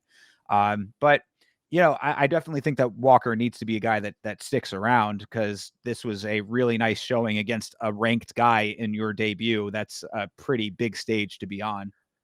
Well, yeah, and that's exactly what I was gonna say. Like, you have to understand that this is a dude who's never seen the judges in his mixed martial arts, his short mixed martial arts career. Right. And the fact that he was able to go in there and be gassed after, one round at minimum, um, and able to get to the bell. And at no point, and this is what I think is key, right? Is that at no point did he show me major, like, obviously the gas tank, but like major holes in the game. Like, he was shooting takedowns. I can't complain. He controlled him for 5 minutes on the one takedown, or the clinch, or the cage clinch, whatever you want to say. He mixed up the leg kicks at light heavyweight. Like, you can't ask for much more out of those three. And then to mention that he actually got to the bell and he fought all the way through, and like there was still an opportunity for him to do something. When you see people come in and obviously on their debut, and they're somebody that you don't know of, and you see a major hole in the game, and then somebody exploits it, it's like, well, get them out of here. But like Julius Walker showed great, not, I don't know, it's great promise, yes, but like in the moment, like, he showed excellent things. And promise aside, like, that fight alone, I don't think it was fight of the night, but like, as of right now, I mean, it's the only one that went to a decision. It was kind of a slugfest. So in the moment, yeah, this would be fight of the night probably.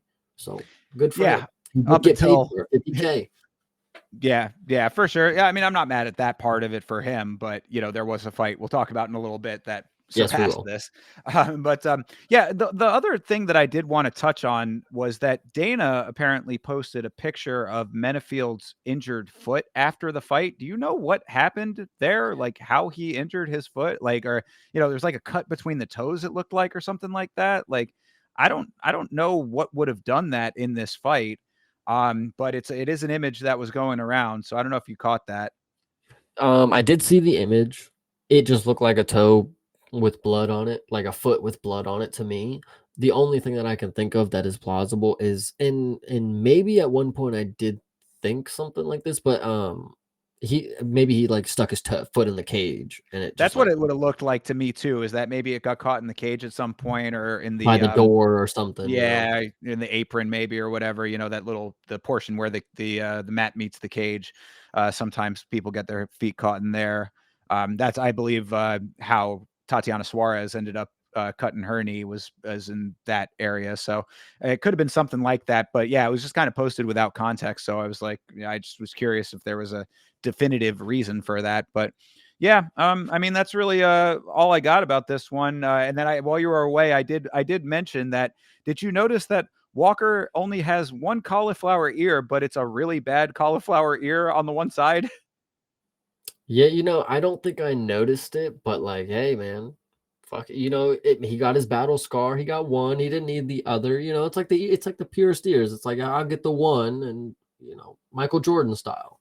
Yeah, I guess so. Yeah, maybe he's working his way towards the other, but it was noticeable when it was pointed out to me because it's like bad on one side and then just a regular normal ear on the other side, Mhm. like He's got more to so listen to than music somehow. He's got to have his earbuds. And there you go, I guess. So, yeah, but I mean, not a bad fight. Definitely, a pair of guys slugging it out well into them being tired. A couple fouls on both sides because of them being tired. So, obviously, they were giving their all and getting a little bit sloppy because of the level of intensity they were putting into the fight. So, had there not been another fight that was more deserving, this certainly could have been fight of the night, and I wouldn't have been mad at it. But under the circumstances, it was a little surprising.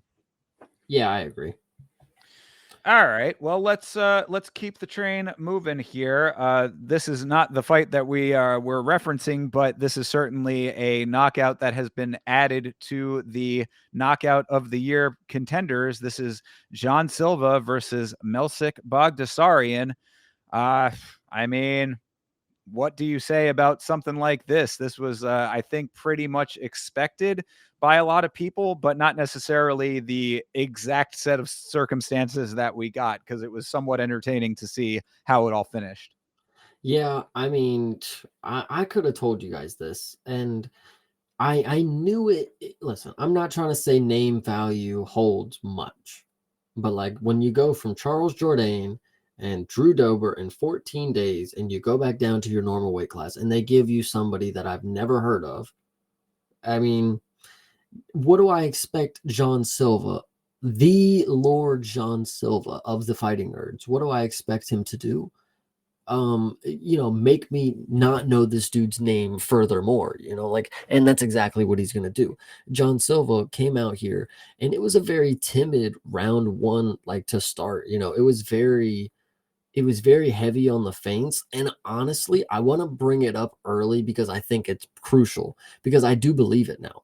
And now that I bring up the first half of the round being slow, John Silva with his hand high-fiving and his commencing of the fight at the moment. I do believe I saw somebody pointed out that maybe he does it, when the fight is like when they're stagnant kind of deal. Obviously, there's not much going on, but he does it to break the action and catch them off guard, as Alex did to Jamal, quote unquote. That's another reference for it. And as I think about it, I low key believe it. I think John Silva really fucked this dude up. I think he fucked him up because he caught him off guard having a good time. Yeah, man. And then just bombed him with one, and if there was actually screenshots, it's like, don't high five with John Silva. And it's like 4 seconds of clips and it's like 2 seconds, 2 seconds. And it's like high five, knockout, knockout. And it's like 3 seconds. It's like Yeah. John Silva's that fucking dude. But like, I do I do want to know your opinion after your rant. Sorry, I didn't mean to bring it up early, but like I do think that he's on to something maybe. Like this is the nerds doing their thing. Fuck it. If you're gonna be different, be different and have it work. I don't know. John Silva's just I don't know, man. He's got it. No, yeah, I mean, look, if that is the circumstances of that and that's the reasoning, then I'm all for it because I forget off the top of my head who was doing it. I wish I could recall right now. I mean, we talked about it on the show, but there was the one dude a while back who was doing the foot stomp. He was stomping his foot occasionally to catch his opponent off guard and just throw the attention in a different direction. There was another guy, also different fighter, but a similar idea where he was pointing places. You know, he would like kind of You just see that point with up. Jean Silva a little bit. He does the Yeah. pointing a little bit. Go ahead. So, Sorry. so I mean, like, I'm okay with throwing these guys off in that regard if that's what you're doing there. Um, I'm not mad at it. I don't mind that at all. I mean, it's a perfectly sound strategy if it works, and that's really more on your opponent to not get suckered in because really that sounds like to me the guy who you're hanging out with a dude. He's acting like your best friend, and then all of a sudden he's you get sucker punched. It's I mean, like that's you get caught. You know what I mean? That's exactly why they do it. So if it's working, then I don't see any problem with it. I did see the criticism online after this fight that people had said, I think we all need to acknowledge that John Silva is a little bit annoying. I mean, I could slightly understand that to an extent when he's in Buff's face during the announcements. Like, he's smiling and dapping up his opponents, being a bit of a goofball out there. She's trembling, he's crying, doing his whole thing. He's at one point he's smiling, the other point he's crying. It's an interesting display with him. But all of that being said, all of what we just said being said, a walk-off knockout shuts a hater up real quick. So it really doesn't matter what you think. Obviously, it should have been a walk-off knockout. So, I mean, we'll talk about that element of it here. When he gets the knockdown, Bagdasaryan is clearly turtling up, clearly not wanting any more of the fight. He knows it. Bagdasaryan knows it.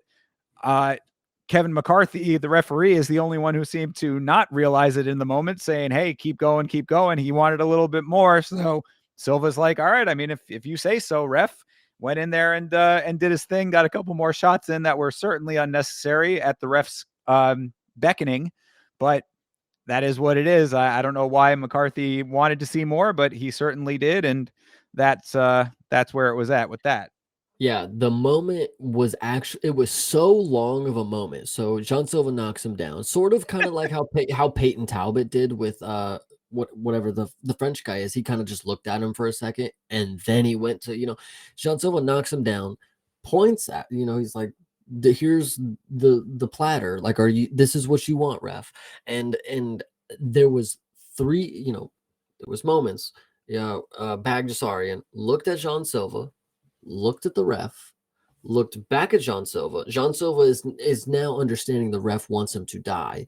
I gave 3 audible yelling, ref, stop. And it was kind of funny to me because like I knew this was a can, but it's like, yo, ref, are you wanting him to die? I give 3 of them. I didn't go quick.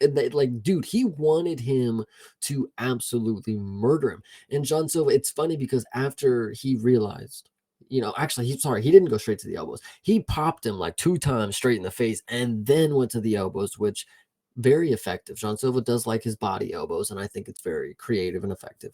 And then he, drops an elbow to the head and then walks off. The ref absolutely had no mercy. Must have had he had to bet on the decision, like me, seriously. Like he wanted that to go on. I don't know what that was about. That was crazy. Yeah, needed the over on the strikes, I guess. But yeah, it was an odd set of circumstances to be sure. I think that the only person who didn't see what the reality of the situation was the referee in that moment, which is never a good thing. The one person you want to be fully aware of what is happening in the fight is the referee, and he sort of dropped the ball on that one. To his credit, at least, he didn't like let it go like a ridiculous amount of time thereafter. I mean, it was pretty quick after he realized what it was, but the fact that he had to come around to it when John Silva's looking at him like, buddy, he's done. He's out of Yeah. here. What do you want from me?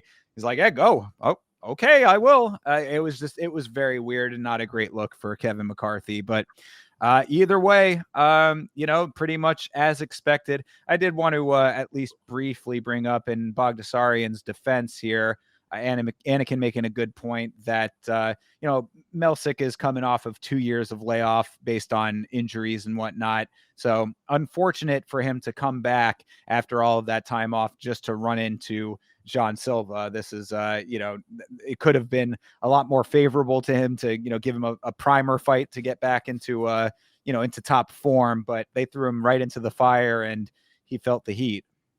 Yeah, absolutely. I mean, John Silva is he is living up to the hype, and I think Anakin brings up a really good matchup. Steve Garcia and John Silva. Listen, if we got these two hard hitters, I'm ready to see them go against each other. And I know asking for that is probably not asking for a finish because putting up two really talented, high level people doesn't always end in a finish.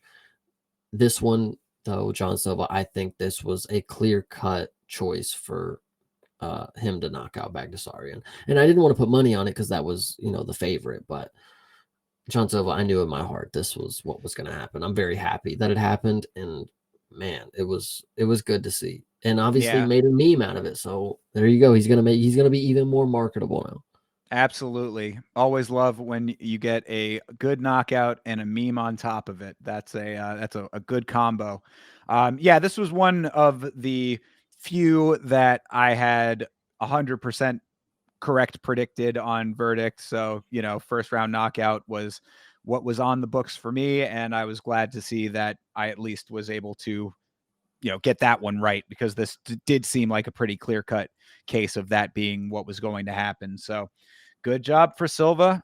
Continuing on up the ranks. I mean, or not up the ranks, but I mean, he needs to be up against a ranked guy immediately. I mean, there is no more denying John Silva at this point. I mean, come on, this should have been a ranked fighter to begin with that he was going up against. We talked about that on the previous episode about how this was an odd matchup to begin with. This was a weird set of circumstances for this to even be what it was. So, all fuckery aside with the card and all of the stuff that was getting changed around and switched up or whatever was going on with any of that element of it, get John Silva into a booked fight with the right opponent, whoever it may be, Steve Garcia or otherwise. He needs to be up against the level of competition that he is time and time again portraying that he is ready for. So, Yeah, I agree. I mean, I have listen, money aside, this is we'll get to the other one of two where the matchup's like, I don't care about the money, especially when it's one of my favorite fighters. And like, this dude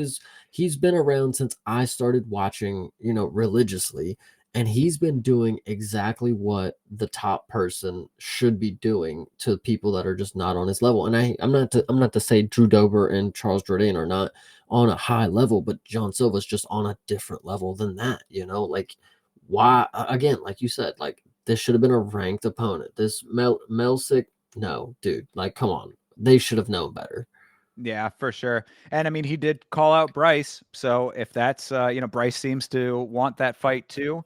Bryce does have some fight news. Apparently, he was supposed to be fighting or doing a grappling match in Karate Combat that now has been canceled. So obviously, he's got something bigger and more substantial in the UFC lined up. I don't know if it's going to be Silva or not, but there's some news for Bryce. If it's Bryce, if it's somebody else, whoever it may be, the time is now. Yeah, I mean, who knows? Honestly, John Silva is one of those dudes where, like, he might just show up short notice on lightweight. Who knows? Yeah. He could do whatever he wants. And honestly, again, he's one of these dudes where I don't really care. He could do whatever the hell he wants. If he's going to keep doing it this way, I will definitely be tuning in. Yeah, no doubt. I mean, it's been time and time again with this guy, proven himself over and over again. It's certainly time for him to get the big test. 100%. All right, let's keep the train moving here. Going into the fight we've been referencing a couple of times now. This is Rob Font versus John Matsumoto. This fight was a really excellent display on both sides. This should have been fight of the night for sure. I agree it should have been fight of the night, but I also disagree with the judging that I'll jump into. You know, John Matsumoto, I thought was doing just enough mixing the martial arts that he was gonna not skate by, but I thought like, oh, okay, like he's doing the right things each round that are gonna secure it in the judge's eyes. And I find it crazy that it didn't go his way. And I've seen a lot of people make the argument that, like, okay, he did get takedowns, but he didn't do anything with them. And yeah, he wasn't, actively striking, 6 minutes of control time, whether you want to talk about being active or not. It's not like this was a boring grappling exchange going on between these two. Like they didn't make it look like crotch sniffing, to say the least. But if we're gonna worry about what's happening after the takedown, I know I'm being obviously I would say this completely different about a different fighter, but like if we're gonna expect him to do something after he gets a takedown, then take the fucking takedown stat off. If he has to do some strikes with it, or if he has to get a sub attempt, and just only go off control time. If having the takedowns, especially 70% takedown rating against your opponent means nothing, then I'm genuinely confused because I thought that was how you secure rounds. Okay, striking's close. Let me get a takedown at the end of the round, and that's not what Jean Matsumoto was doing. That's why I didn't even think it was a thought like, oh, he needs to secure. Like he was already doing it. His striking was fine. He was taking big shots. He was giving big shots, and then he was getting takedowns. I just it was actually very crazy to me that this happened because I stand on the fact that this was the first legit robbery of 2025. Like all the other ones, I think, okay, passable. This one right here didn't add up to me. I'm not gonna lie. Well, I mean, it's hard to say that it was a straight robbery because it was a close fight. I mean, it was not so one-sided that it was like mind-blowing that the decision went to Font, in my opinion. I mean, but if you go round by round, I do agree. I do think that it was that it wasn't the right call, and I will tell you why round by round, I guess. So round one, I think, was the deciding round as far as like where the scales were tipped, so to speak. Because I mean, but even that, it was close. That's the problem with it. So round one, better striking for Rob, but the ground game was all Matsumoto, plus the slam at the horn. That's the thing that I think really swung it for me. And what you were saying about like getting those takedowns and, having the control part of it as well. I mean, like that to me would have been like at the very least should have made that a 10-10 round if like you were really being hypercritical. Because I mean, like you could say, yeah, well, Rob was doing better striking. Yeah, he was, but like the slam to me was like the cherry on top of all of the groundwork that Matsumoto was doing on the second half of the round. So like at the very best, it was an even round. At more accurate, in my opinion, that was Matsumoto's round. Round two was all Matsumoto. Really high level work on with the control in that round. I was very impressed with the things that Matsumoto was doing with the leg control specifically. He was eating up the lead leg with kicks. This was something that Vitz King pointed out on the watch along that I thought was a very accurate assessment of what the strategy was for Matsumoto. He was eating up the lead leg with kicks and then doing that really, really like technically. I mean, like I was extremely impressed with the control. Like when he was grabbing the foot and just holding on to the foot to like control the movement, having Font on one leg to like keep him off balance and not let him get the mobility that he wanted. Like I was like, this is high level strategizing that's really paying off. Plus a really nice head kick at the horn as well. Like Matsumoto had these two nice big moments at the horn in both of those first rounds. Round three, Rob Font took that round. He did cut Matsumoto. So, I mean, the damage looked good. And of course, you know that the referees are often swayed by blood. Damage is king. But I mean, I didn't think that you could have that. If you're judging round by round, you can't have that be the entirety of what's swaying the fight. I mean, you know, like, yeah, Font was doing good work in the clinch. I mean, like, okay, but like if you're going round by round, it was just it's an odd decision to me. Um, I mean, the one big takeaway that I would say that I think is a positive note, if you did think that the split decision was not in the right direction, was that every positive credit that we were giving to Matsumoto prior to this fight still stands. All of the things that we said are true about him. He's super technical, very talented. He's going to go on to do like good things in this sport. This is his first loss, you know, 16-1 now. Came into this fight, he was 16-0. Like, this guy is going places for sure. So this is an unfortunate way for the O to go. But if it was going to go, at least it was a close fight. You know what I mean? Like, this was not him getting knocked out in the first round and it's like, oh, you know, fraud check time or any of that kind of stuff. This was not that. So that at least was positive, but it was a tough one. It was a tough one in that regard. I do think that he took those first 2 rounds. Yeah, it just sucks, having, as you explained it, having the whole fight predicated basically on what the judges saw as blood when it was a cut on the top of the head. Heads bleed a lot, and it's not something that's impairing his vision. It's not like he was wearing a mouse on his face, anything like that.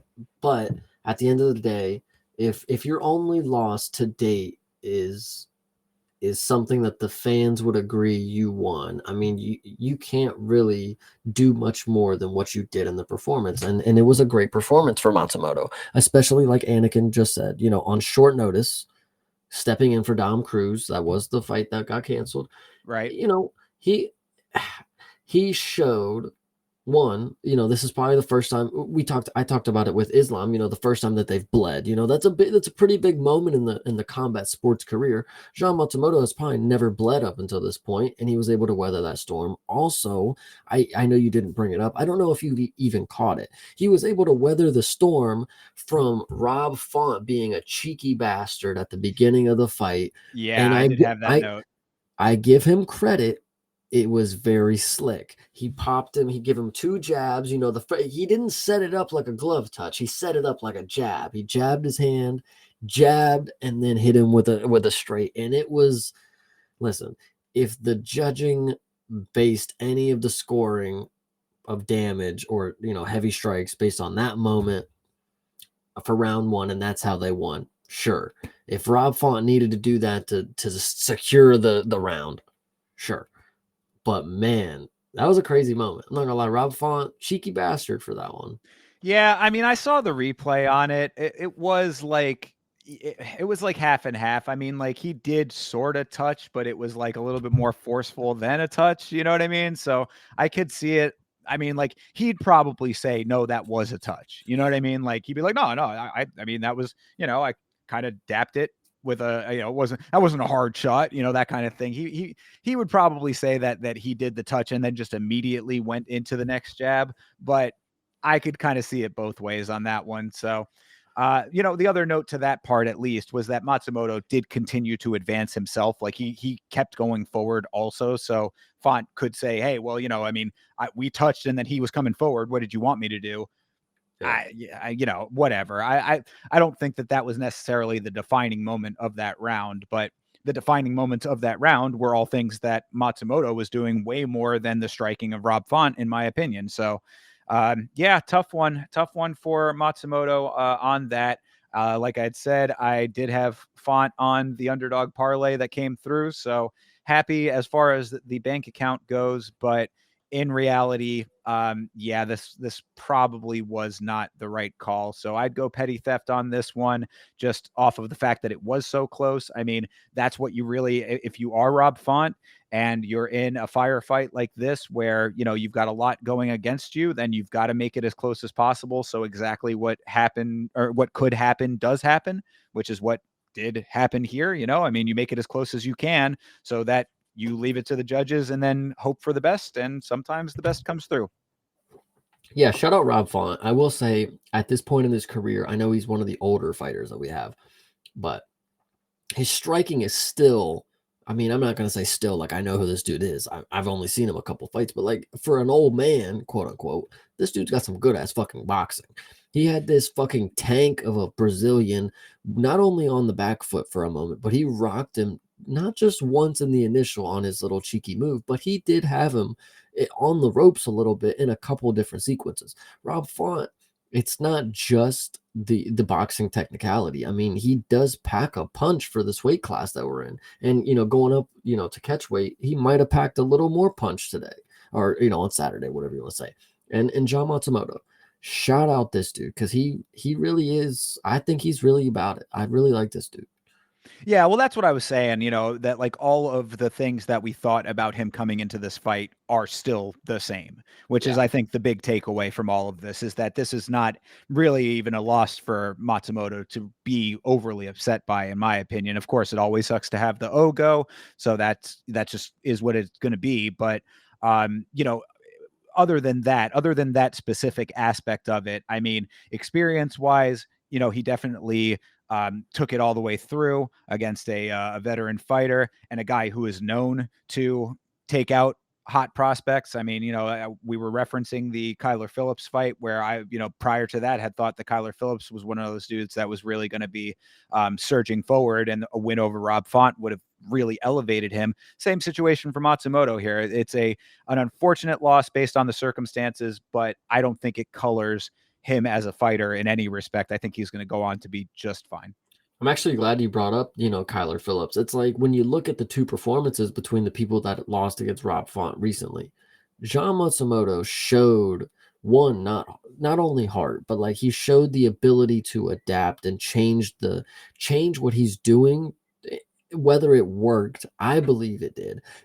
Change the game plan, mix it up enough where the scorecards, you fill the stat sheet.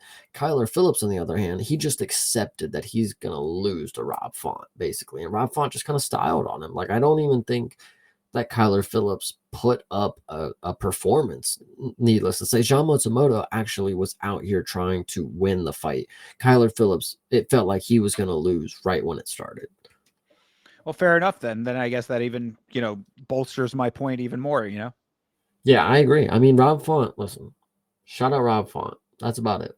Yeah, for sure. And still one of those dudes that at his later stage of the game is still winning his fights. I mean, again, this is one of those kind of, it feels like a gatekeeper situation, so to speak, but like at the same time, he's closing the gate on a lot of guys. So hard to say that he's I mean, I guess maybe more journeyman might be a more accurate assessment there, unless he really has that push left in him to to take it to the top, make one more last real meaningful run at it. But I don't know if that's what it's going to be. It might just be for the time being, at least until he decides that he wants to hang him up, him just essentially doing this, taking out guys early on in their career, and that's just what it's going to be. Yeah, 100%. I agree.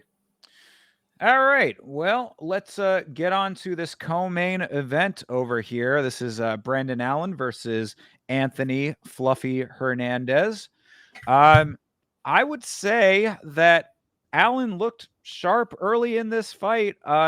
Based on his last performance, we had talked about it a good amount, and I was pretty critical of it. He just looked very off in his last fight. Like I thought he might have been like sick or something, or maybe a bad weight cut, or just something seemed very out of sorts for him in his last fight.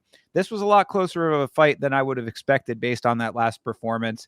And shout out to him for at least getting that first round, because I think that he had Fluffy in some pretty hairy circumstances in that first round. It was a lot closer than I would have liked to have seen it if money was on the line going into the second and third rounds. I think you're going to get a historic moment because I will actually give the moment to Brendan Allen first, and I will praise him because he now listen. Aside from the first round, yes, okay, he had him on the ropes, but okay, Anthony Hernandez gets fucking hurt in every first round, apparently. I don't know. That's just his thing. Brendan Allen, he has this ability to, he has confidence in the wrong moments, right? So he was able to hurt, Fluffy in the first round. Second and third round, he was actually having moments of great striking. And I think against Chris Curtis, he did the same thing where he had great moments of striking. And in those times, I was grateful that he started to shoot like a fucking idiot. But in this time, I'm like, why are you shooting on the dude who's out grappling you after you're actually winning on the feet? It was so concerning to me that Brendan Allen just didn't understand the the capabilities that he had in this striking. And to be fair, I clown on him all the time because I don't believe he's that good. But if he actually fought to what he was like, he's a very tall person for the weight class. He's got a lot of range. He actually has power in his hands too. But he doesn't, that's not his fallback plan. That's not his go-to kill move. Once he hurts you in the striking, he's like, okay, gotta shoot, gotta wrestle. It's like, what are you doing, dude? You could have, dude, it actually frustrated me so bad. And I was rooting for Fluffy, and Fluffy put on a masterful performance. But like Brendan Allen, you you're a victim of your own demise. And the fact, it's just hard to fucking face, I know, but like, bro, you actually had the moment at a couple different times. It's just hard to watch. I don't know, man. It sucked.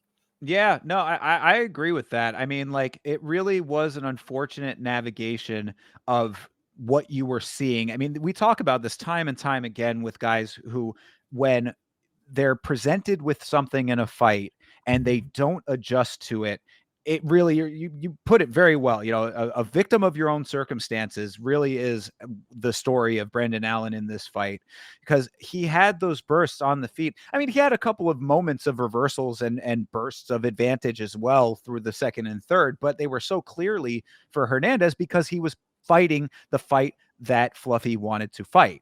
And that was essentially where you are going to get caught in the quicksand if you allow yourself to struggle down into it, which is what he did. And that does show just, I mean, I don't want to say it was a low fight IQ thing. I mean, maybe he wanted to beat him at his own game, but I think about fights like Kevin Holland versus Wonder Boy, fight that I actually saw in person.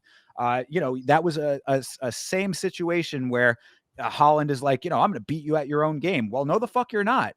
So this is what you get in those kinds of circumstances, and it's unfortunate to see when you have a clearer advantage somewhere else and don't adjust. Commentary towards the end in the third round was legitimately like almost pleading with him, like, bro, you need to not let this go back to the ground, point blank, period. Keep it on the feet. You need to do everything within your power to not get taken down and not go to the ground. Do not initiate ground engagements. Don't do any of that. But it's just like, no, he had this instinct to continue to do it. And it almost reminds me of of Jesus Aguilar, who we were talking about recently, where it's like it's almost an instinctual like subconscious thing to like just go back to your safe zone. And it's like you when you were outside of your comfort zone, you were having way more success than when you were in it, and that becomes your own undoing. So it's an unfortunate element for Brendan Allen, because I know that you've been pretty critical of him. I'm a little bit more accepting of him, whatever you want to say. I mean, like I don't hate him the same way that that other people do necessarily, but like this performance right here was just an unfortunate display when it came to reacting to the fight that you're given. Yeah, no, this one, dude, I know I've talked a lot of shit about Brendan Allen, and I did not at one point think that he was going to win the fight. But again, I think his striking is what stood out the most. You talked about getting in the pattern of doing the same thing that doesn't work, and that's what he's been doing for a lot of his fights.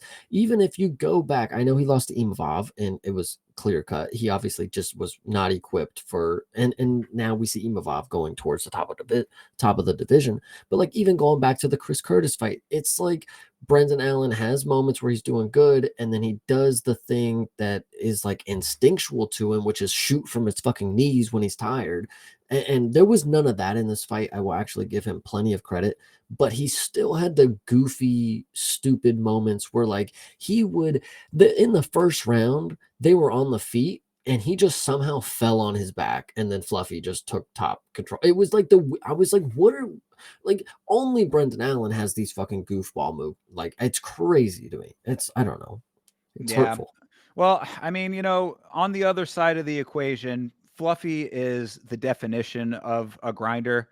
I mean, this dude is just he is a drag and smother machine, this guy. I mean, that's really the same thing that you see in him time and time again is his bread and butter. We've seen it in 3 rounds, we've seen it in 5 rounds. This dude will wear you down no matter how no matter how you think the fight is going to go. He has a clear monorail to his path of victory, and he does not deviate.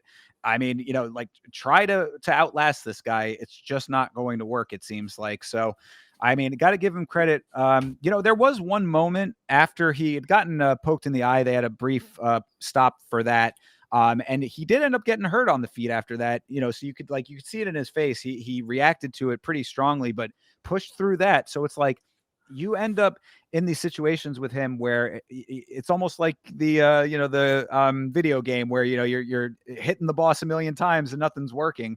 Like that's what it feels like with him. You can try to do 8 different things and none of them are going to work because he's got his plan and he sticks to it, and it's been working for him so far. Will it be able to work when he's getting now higher? I mean, like this is going to put him ranked at 7th or something like that. I mean, he's going up pretty high in the rankings now, or higher anyway. It's going to be interesting to see if he can continue to do that against the elite of the division. But at least as of right now, what works. I think what is interesting to know, right? So you have Brendan Allen, you have Fluffy, and I fucking totally forgot what I was gonna say. Goddamn, but no, okay. So like, Fluffy, when it comes to ground game, like when we talk about DDP and what he does, right? And I know I'm reaching here. It's like we talk about this dude is he'll smother you, he'll choke you out, he'll beat you. Like what we envision DDP on the ground is actually what Fluffy is. Like he will just smother you with his body. He will just pound you into the mat. And it's like if we would have had 5 rounds here, there would have been the same thing that we saw for 3 rounds, just over 2 more rounds. And it's crazy to think about that he's just a machine like that, because when you look at his striking, it's not that great. He's definitely not on like a DDP awkwardness kind of level. He's on like a Nate Diaz level where he's got to get beat up first and then he'll lay on top of you and then he'll figure some shit out kind of deal. But I think this is just not the when it comes to the competition, I don't believe Brendan Allen passes the eye test well, and this was right where I thought it was going to be. Anthony Hernandez is a dude who plays with his food too. Like I don't know. I just don't see him as the type, other than Kopylov when he fucking choked him out. I don't see him finishing people right now because he just enjoys beating them up. I don't know. It just seems like that to me. Yeah, well, and that's why. I mean, as he's going up higher, it's going to be interesting to see if he's able to continue to play that game with some of these guys that don't play that game. I mean, there's not going to be. I mean, perhaps I don't know. I mean, like this, we've seen a lot of crazy stuff at middleweight recently. It feels like middleweight is just this way wild card division a lot of the time. So, I mean, I see Anakin saying, that he thinks that Fluffy has the potential to be taking losses soon. I think that that's probably not too far off, because once you get up to the higher levels here, I just feel like there are going to be guys that are going to see through this facade that he's putting up and not allow themselves to be grinded on like this.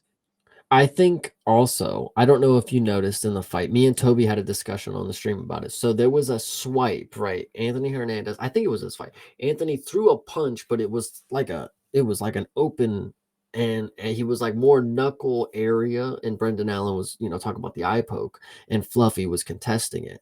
But if you look at the replay, he might have been scratched by the leather, and I'm surprised we don't see that more often, or that's like a plausible excuse, because leather is not it's a very stiff material, let alone it has like ridges right where you're right where you could get punched in the eye. Like it's crazy to me that that's not a more plausible excuse, but it was a legal fucking punch at the end of the day. Like, I mean, you got punched in the eye with an open kind of palm kind of deal. Brendan Allen, don't bitch out now, brother. You were losing still, and then you got to the fucking decision and you wanted to be mad about it. Like, did you think you won? Like, oh my god, dude, it's fucking ridiculous. Yeah, no, yeah, that is a good point about that punch being legal, that shot being legal. Yeah, I mean that will happen. That's just kind of a part of the game. What I'd said about that on the watch along was that I don't think that was handled poorly. In the moment, Beltran was the referee, I believe.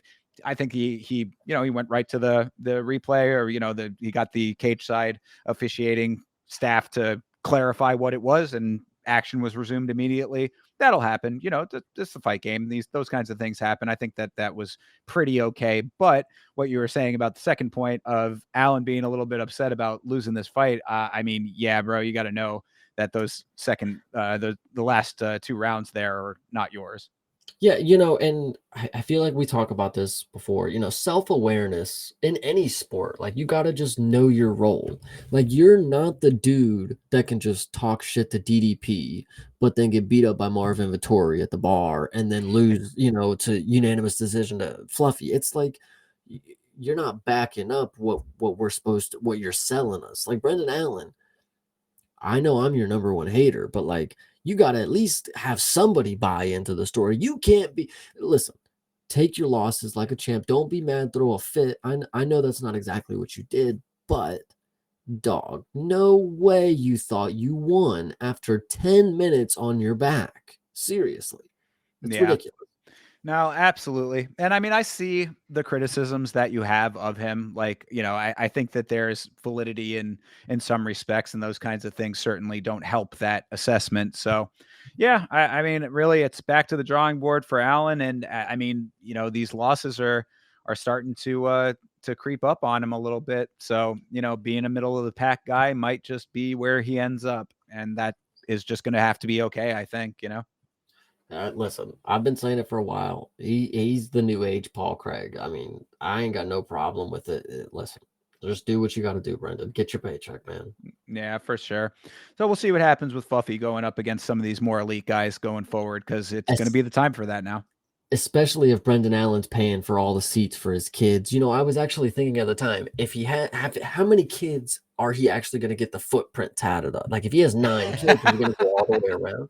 But like that's a lot of tickets to buy because he ensures that they get front row fucking seats to him losing. I don't know why, but Yeah, I talked about my mixed feelings on having the kids at the fight in general, but that is a good point. He's going to have tracks going across his entire body. It's going to be a well-worn torso there.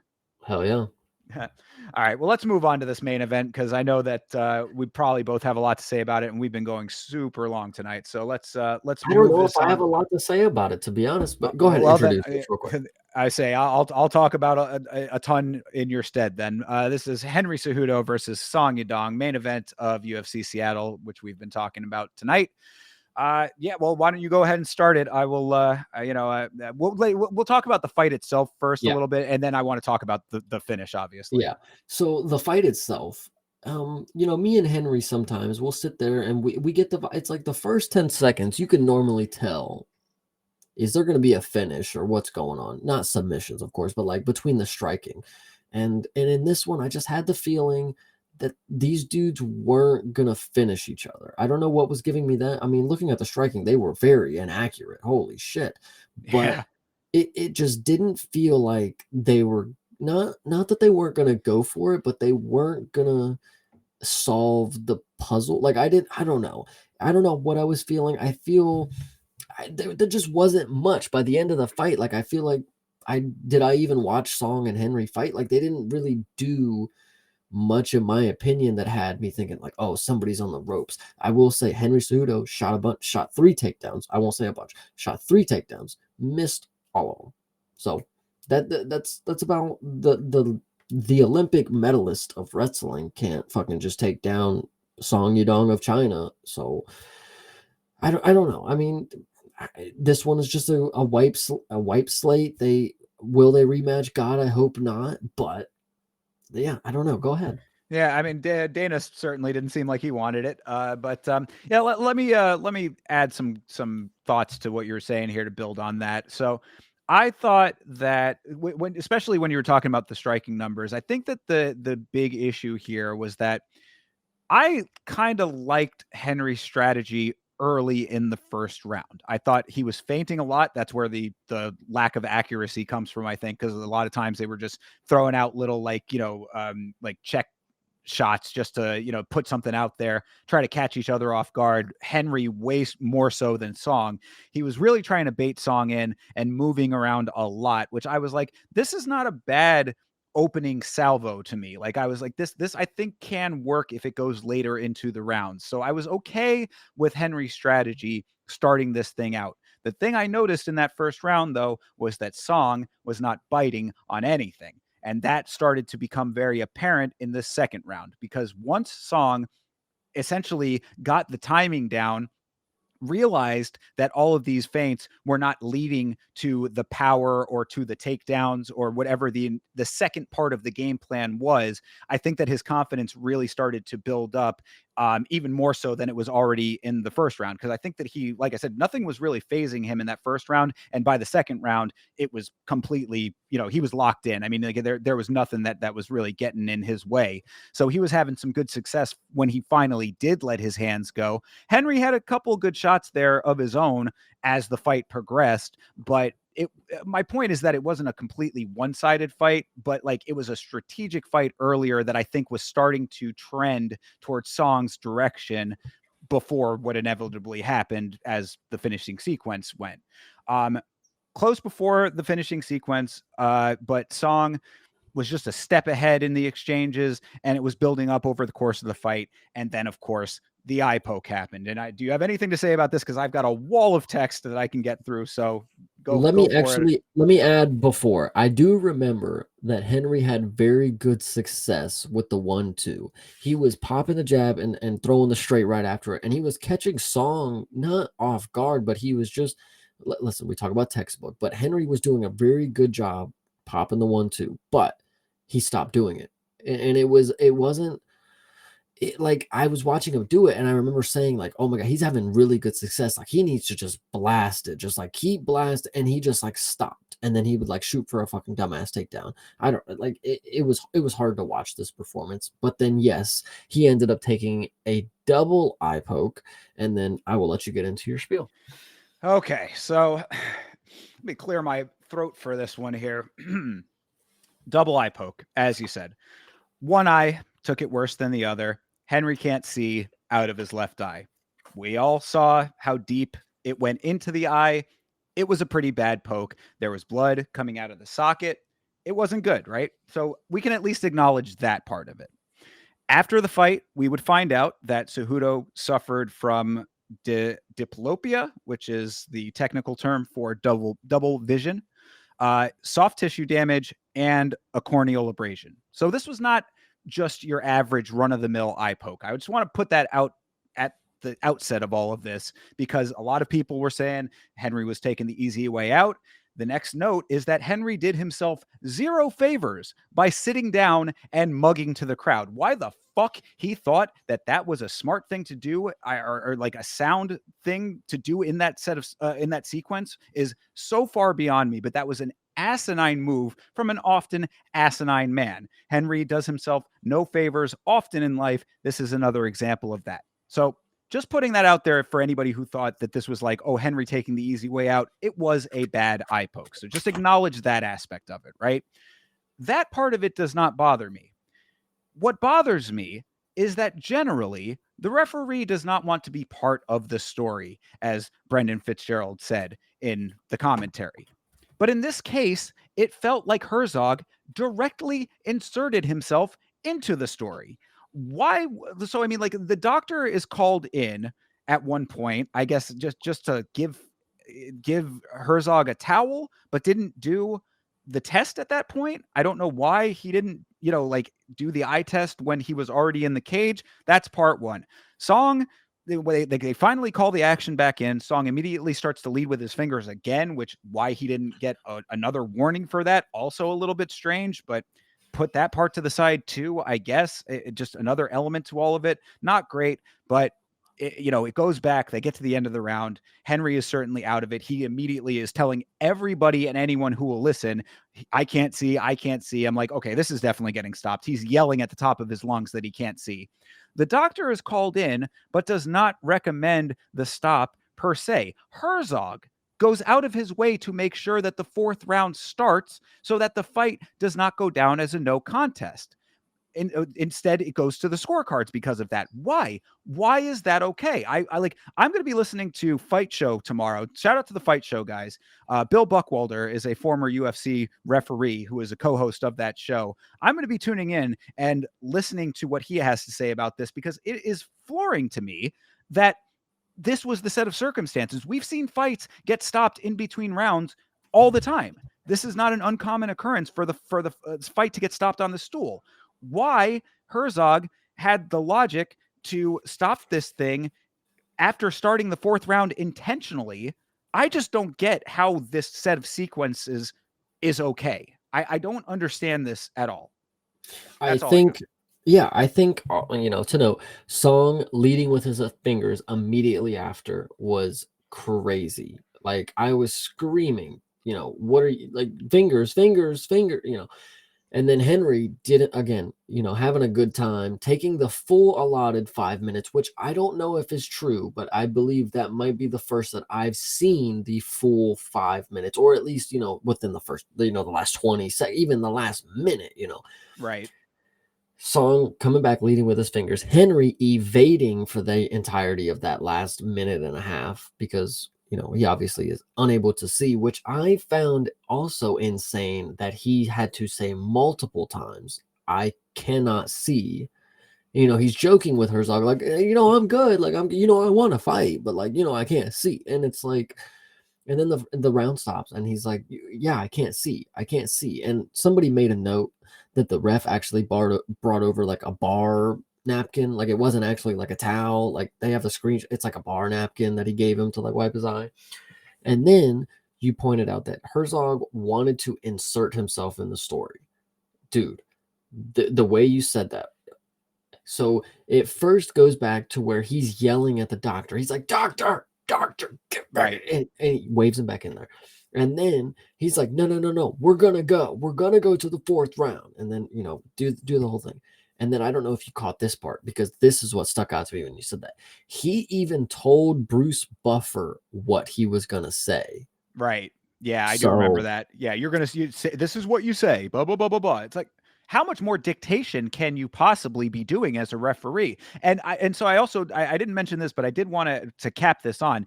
Herzog, at least his explanation of it in the moment, because I'm sure that you saw he was explaining it to Uriah Faber and Song Yadong's corner there, telling them what his logic was. And what he had said was that if it had stopped before the fourth round, this is by the letter of the unified rules, but if he had stopped it before the fourth round, he would have had to have taken a point. I mean, that the taking a point part is not to the letter of the rules, but like if he had stopped it before the fourth round, it would have been a no contest, and then the point this is, I guess, where it gets a little complicated. If it stops before the fourth round, it then does not go to the judges' scorecards, and then a point deduction could have made it be a tie. I mean, like, the whole thing gets a little bit strange, but this is at least what he's saying, is that if I stop it now, it's going to go, we're not going to get to the judges' scorecards. Again, why is that your call to make? Like, I mean, if he's telling you can't see, then you stop it when it's appropriate to stop it. Like, Yeah. you know what I'm saying? Like, so I thought that part was just very weird. If it's warranted to stop the fight, you stop it then. If you want to take the point, then you take the point. But like, I don't understand this whole like negotiating essentially through all of this and like talking everybody through, dictating what's going on as the referee. I mean, I understand that you're there to keep order and everything, but like, you really like took over front and center in this situation, and it just seemed very strange to me.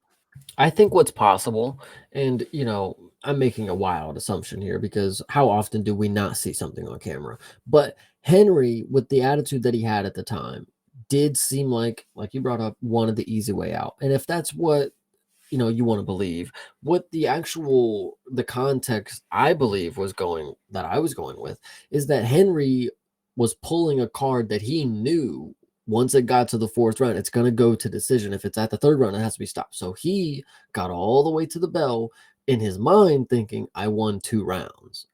And then he wants it to go to decision. So maybe he's pulling Herzog's pocket and he's like, you got to go. I made it out the 3rd round. Start the 4th round. Start the 4th round. We're going to go to decision. And so maybe we didn't see that side of it.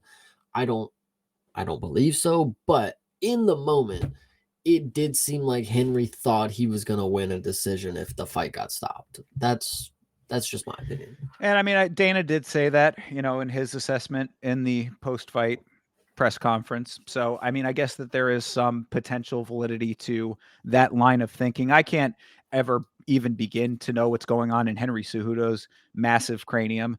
That guy is, his whole persona is just predicated on bad takes and bad decision making often, which is very odd because sometimes he actually comes out with a really banger take and it's like, wow, where is this coming from a guy who's so far off most of the time. So I don't know if it was gamesmanship. I don't know what was going through his mind with all of that. He did take a bad eye poke. You can't take that part away from it.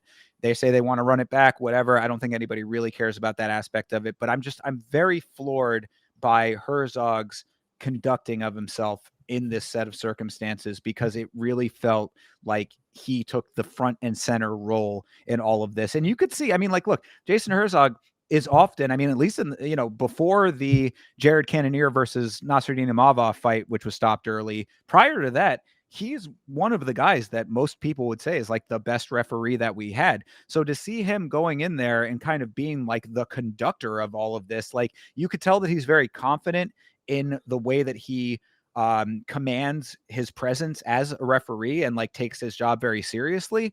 It just seemed very out of place for him or any referee to have been doing what he was doing.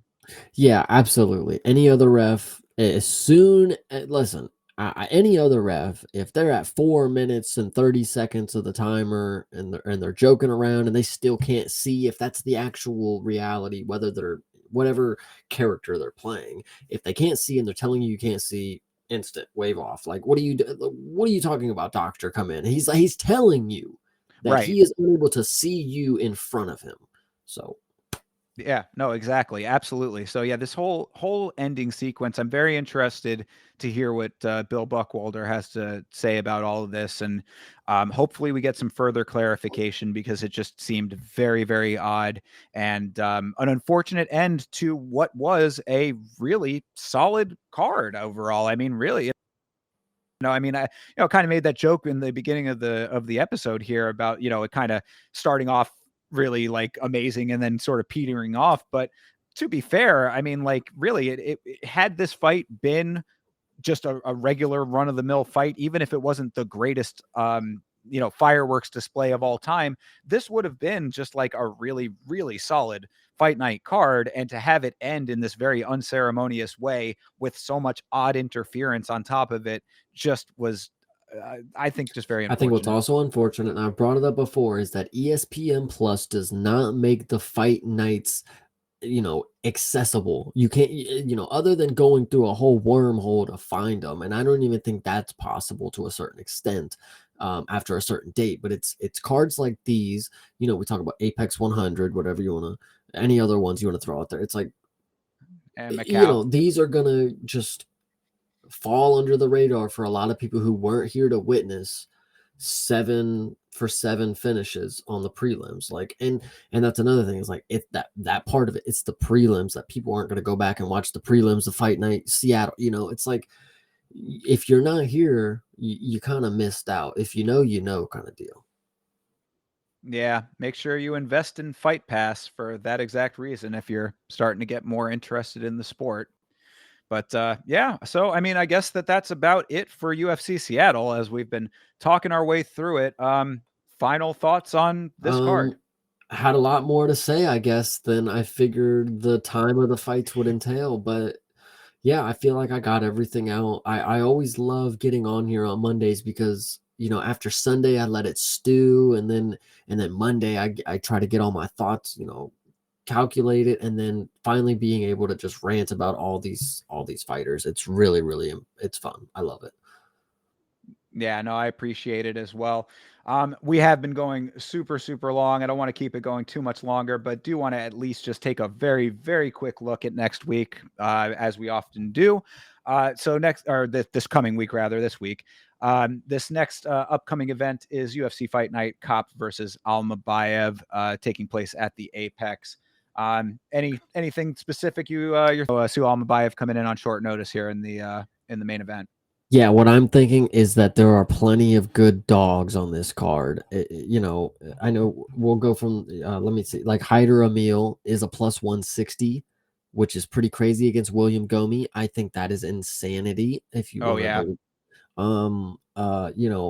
At the time, Esteban Ribovics, he was the underdog against Nasrat Hakparas, but that's another crazy story for another day, I guess. Let me think of some other ones. Danny Silva and Lucas Almeida. Lucas Almeida, if you remember, that guy was really fucking impressive in his last fight. Danny Silva is a Contender Series guy that I'm actually a really big fan of, but once I saw the dude that he was going up against, that's a pretty scary one. Thinking about Lucas Almeida as the dog is pretty good. And then, of course, going to the first fight of the night, the underdog, the actual dog himself, Charles Johnson, plus Ooh, going up, 105. yeah, going up against Timarov, man, that's gonna be a great fight. That's a I'm really good excited. fight to start this thing off. I'm very, very excited for this. I think Charles Johnson is just the guy that can fucking derail another hype train. Like Tamirov one is not Josh Fan. He's got a little more power, but he doesn't have the volume. And Charles Johnson was able to go to war and was able to weather the storm and finish it. Tamirov might be another dude who's just a striker that's gonna get, and we always talk about these styles make matchups. What does the matchmakers think? It's like they just know Charles Johnson's going to go out here and bang with a dude who's ready to knock some dudes out. And Charles Johnson is just the dude who might be able to get it done. I'm 5'4" versus 5'9". Oh, we got this, boys. Another 5'4" dude that Charles Johnson can finish. I'm just saying. Let's go. I can appreciate it. I wanted to at least touch on a couple of these as well. That one certainly, as I said, is a great fight to start this thing out. Montana De La Rosa versus Luana Carolina. I've not been super impressed with Carolina, so I mean, but De La Rosa is also kind of in that same camp. So 13-9 is crazy for being 30 yeah, years old. That's cute to lava shit. yeah. So I mean, but there you go. I mean, it's certainly one of those ones where I think that might also be a good dog for that exact reason. Like I said, I've not been super impressed with Carolina, so De La Rosa might be able to pull that one off, perhaps, possibly, but neither really sticking out as like super heavy. So that might be a good dog there, perhaps. We talked about Almeida versus Silva. I think that you're right on your assessment there. That could be a really good dog too. Skip over Aldrich and Lee. Nothing really Chepe, doing. I forgot about him. Yeah, he's Yeah, on the. Chepe Mariscal. That's the other one I wanted to talk about. Of course, going up against Ricardo Ramos, who I mean, That Ricardo dude got knocked Ramos. out by fucking Josh Van. Shepe's gonna murder him probably. Oh. Yeah, I mean, I think he's one of the bigger favorites on the card. I think that that's probably a lock for Chepe. I mean, he's been on such a tear lately himself that, Machine Gun is about to catch another body, but I could may be potentially be a wrong. banger. I want to correct myself. I'm sorry. I may be wrong. This dude just maybe looks like a flyweight that Josh Van knocked out. Sorry. Oh, Yeah, yeah. that Oh, doesn't no. make Yeah. sense. Yeah, he's featherweight. And he's the dude who he got a win over Kulabau, but Kulabau fought like a moron in that fight, if you Yeah. recall. So that could be a little bit closer, perhaps, than expected. But I still think Chepe is going to be able to murk him. Yeah, for Uh, sure. yeah, and then Danny Barlow. We've talked about him a little bit on the show. I haven't been super impressed with him, but Sam Patterson is not really that. You know what I mean? Like this is just kind of an okay fight to me, but could possibly be decent dog there as well. Maybe. I mean, Patterson with the I'm submission, not buying it. perhaps. I don't know. I wouldn't be either, but I think there's possible potential there. I wouldn't count it out, but yeah, as you get up into these other fights here, I mean, yeah, Hyder Emil as an underdog is absolute insanity. I think that that is a really, really good pick right there for sure. Hyder Emil been looking really sharp lately. How they even have him as an underdog against William Gomi, who I mean, like not. Yeah, he won his last fight, but I've never really been too impressed by the guy. That's the guy that wore himself out in the weight cut and had to get taken off that one card. Yeah. Yeah, so nothing really doing there. Austin Lane versus Mario Pinto, though. That's Pinto coming off the Contender Series. I think that this could be a good fight. Austin Lane, a guy who has not been super impressive, and a win over our boy Rebellis does not necessarily age all that well. So this could be a nice little show off for the Contender Series guy, 9-0. Potential good fight in that one. I do like the Rebavix fight a lot versus Hawkpross. Hawkpross is one of those dudes that I feel like flies under the radar with certain people for some reason. Like they don't really acknowledge that like he's really pretty goddamn decent. So I think that this has another banger potential in it. Rebavic's a big favorite. I think that is warranted. I do think that he should take this fight, but Hawkpross is a guy who could surprise you. So just be aware of that at least. Yeah, I'm excited to see what the lines would open as for like knockout on each end on that one. For sure. And then, I mean, Anakin referencing it, how the hell Cody Brundage in a co-main, like why, versus Julian Marquez. This is just an odd, it feels like we get that on Apex cards occasionally. You get these weird co-mains. Think about this. The co-main of this card has two dudes that have more than 50% losses on their record. That is wild. That is wild to point out. You are absolutely right. That is very crazy. But I mean, at the end of the day, the first thing that when I saw Cody Brundage, the initial thought that I said was, what does he have on Dana White? Like, what could he possibly have? Like, Jesus fucking Christ, like a co-main. Listen, main card is stretching it at this point. Co-main event, you must be on drugs, Dana. Like, does he get drunk and sign the fucking cards up? Like, I don't really know how Cody Brundage ends up here. Yeah, it's very strange. But like I said, I feel like we occasionally will get this. It's like when anytime that we've seen Santiago Ponzinibbio in a co-main, you know what I mean? It's like it's why? Like I don't understand, but there is, I guess, some kind of logic to it. Perhaps it's just to have the ups and downs of the card, as we talk about, the roller coaster, so that you can finally get to the main event, which I do really love this fight. I'm so glad to see Asu Almabayev getting the big shot here. Will he be able to do it against Manel Kape? This is a very tough test for him. I have liked Asu Almabayev. He is a cardio machine, but so is Manel Kape. So I really do love this fight. I'm a little bit nervous for my guy Asu. I'm going to wait and see what happens on this one. I don't even know if I would really put money on this one personally. I think it's a little bit too close for my liking, but at plus 175, you could do a lot worse in Asu as a dog. Yeah, not gonna lie, the fact that Asu got this shot over fucking Josh Van is ridiculous. Anyway, the thing that I want to know specifically, and because Manel is a little angry person, there is two Portuguese fighters on this card, him and the Mario Pinto guy from Pinto, yeah. I'm curious to see if he's like friendly or if he just don't give a fuck about this dude. Like I don't know. Like I'm genuinely curious to see how that plays out. I know nobody will ever ask that question, and it's like why would they ever come into like conversation at the same time? But it's like, I don't know. Manel's just a weird dude. I feel like he would be the type of dude to just not get. He's like another guy from Portugal. Why would I care? Like, yeah, he's another guy that it's very hard to ever know what's actually going on in that head of his, because he is just he seems like a genuinely crazy person. Asu Almabayev, though, I mean, like you're saying that it's crazy that he's getting the shot over Josh Van. I mean, under the circumstances, yeah, I know that Van is a fan favorite and has been doing good things, but Asu has been crushing, bro. So I don't think it's that crazy that he's getting this shot, to be perfectly honest. I like this. I think that this is the test that he needs.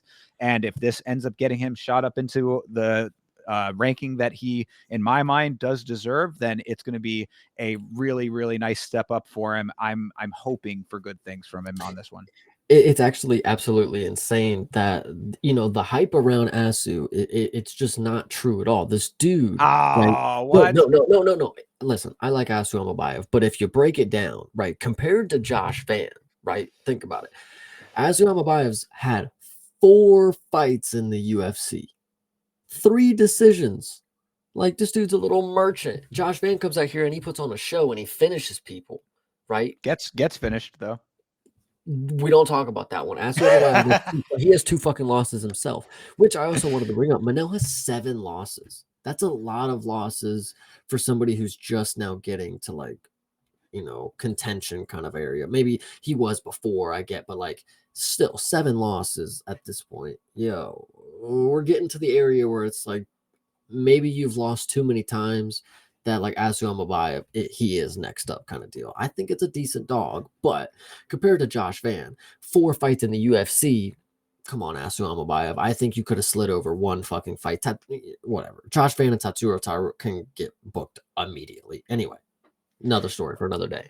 Yeah, I mean, under the circumstances, I'm happy with this fight, and I am a big fan of Asu Almabayev, so I'm hoping to see him ascend to where I'm hoping he can go. Talking about the decision wins, yeah, that is true, but I mean, it's really what he does in those fights that is what makes a fan out of me. I mean, the guy is relentless with his cardio. Of course, they're fighting flyweight, so that's what it should be. But he really does bring the fight to his opponent, and we know that Kape is game as they come when it comes to that kind of thing. He's not going to back down from anything when it comes to being inside there. I mean, he fights a little bit cautiously at times. We saw that in the Mokaev fight, but like, I don't think that this is the type of fight that he's going to be able to be overly strategic and plotting and whatnot with the level of pressure that Almabayev puts on. I hear you. It'll be an interesting one for sure because Manel is one of those wild card players where he might just come out and just like he did with Bruno Silva, where he just might spook him. Like, Asim Amabayev is still a little green in this league, not in the sport, but when it comes to the UFC, this is his first, this is big steps up right here. So this isn't CJ Vergara, so Manel Kape might be able to pull some experience out. X factor type of thing, but does Vegas know all? I don't know. I'm looking at a lot of dogs here, and I might feel really stupid if I stop trusting Vegas. That's all I'm saying. Manel, you might be on top, man. Yeah, and I wouldn't be surprised if that is the outcome because, like I said, I mean, Manel he's been doing great things and he is a game fighter, so it wouldn't True. surprise me if he's able to do it. But we shall see. We will see all on Saturday, of course, and you can see all with both of us individually. We both do individual watch-alongs. I do mine right here on the Yama channel. That's youtube.com/@Yama Show. Yama Show on Twitch, Kick, and Trovo as well. And Chase, I know that you can tell them where they can find you. We will be doing the watch alongs on Saturdays whenever the UFC is popping at youtube.com/@CP Smalls. And then that should be on Twitch playing as well at Creative Play. And then, of course, on Twitter if you want to hang out with me sometimes at Creative Partin, Partin. A lot of creative stuff there. Yeah, exactly. Make sure you follow my boy. I am at Yama Show on Instagram and Twitter as well. We, of course, will be back next Monday to talk about each and every fight from this card on last week's fights. So make sure that you catch back up with us in a week's time. If we don't see you on the watch longs, there is a new VOD of a stream that I did recently about Alex Pereira. Apparently, we might have some unfortunate news about 313 that has been rumored. We saw some rumor going on, hasn't been announced yet. That's speculation at the moment. Keep your eyes open for that. But I did a video about Alex Pereira going into 313 that you might find interesting on the channel. And hopefully we'll be having some new content coming out this week as well. So make sure that you are subscribed on YouTube for all of that. And until next time, everybody, we will catch up with you then. Have a great rest of your week. And most importantly, as always, fight on.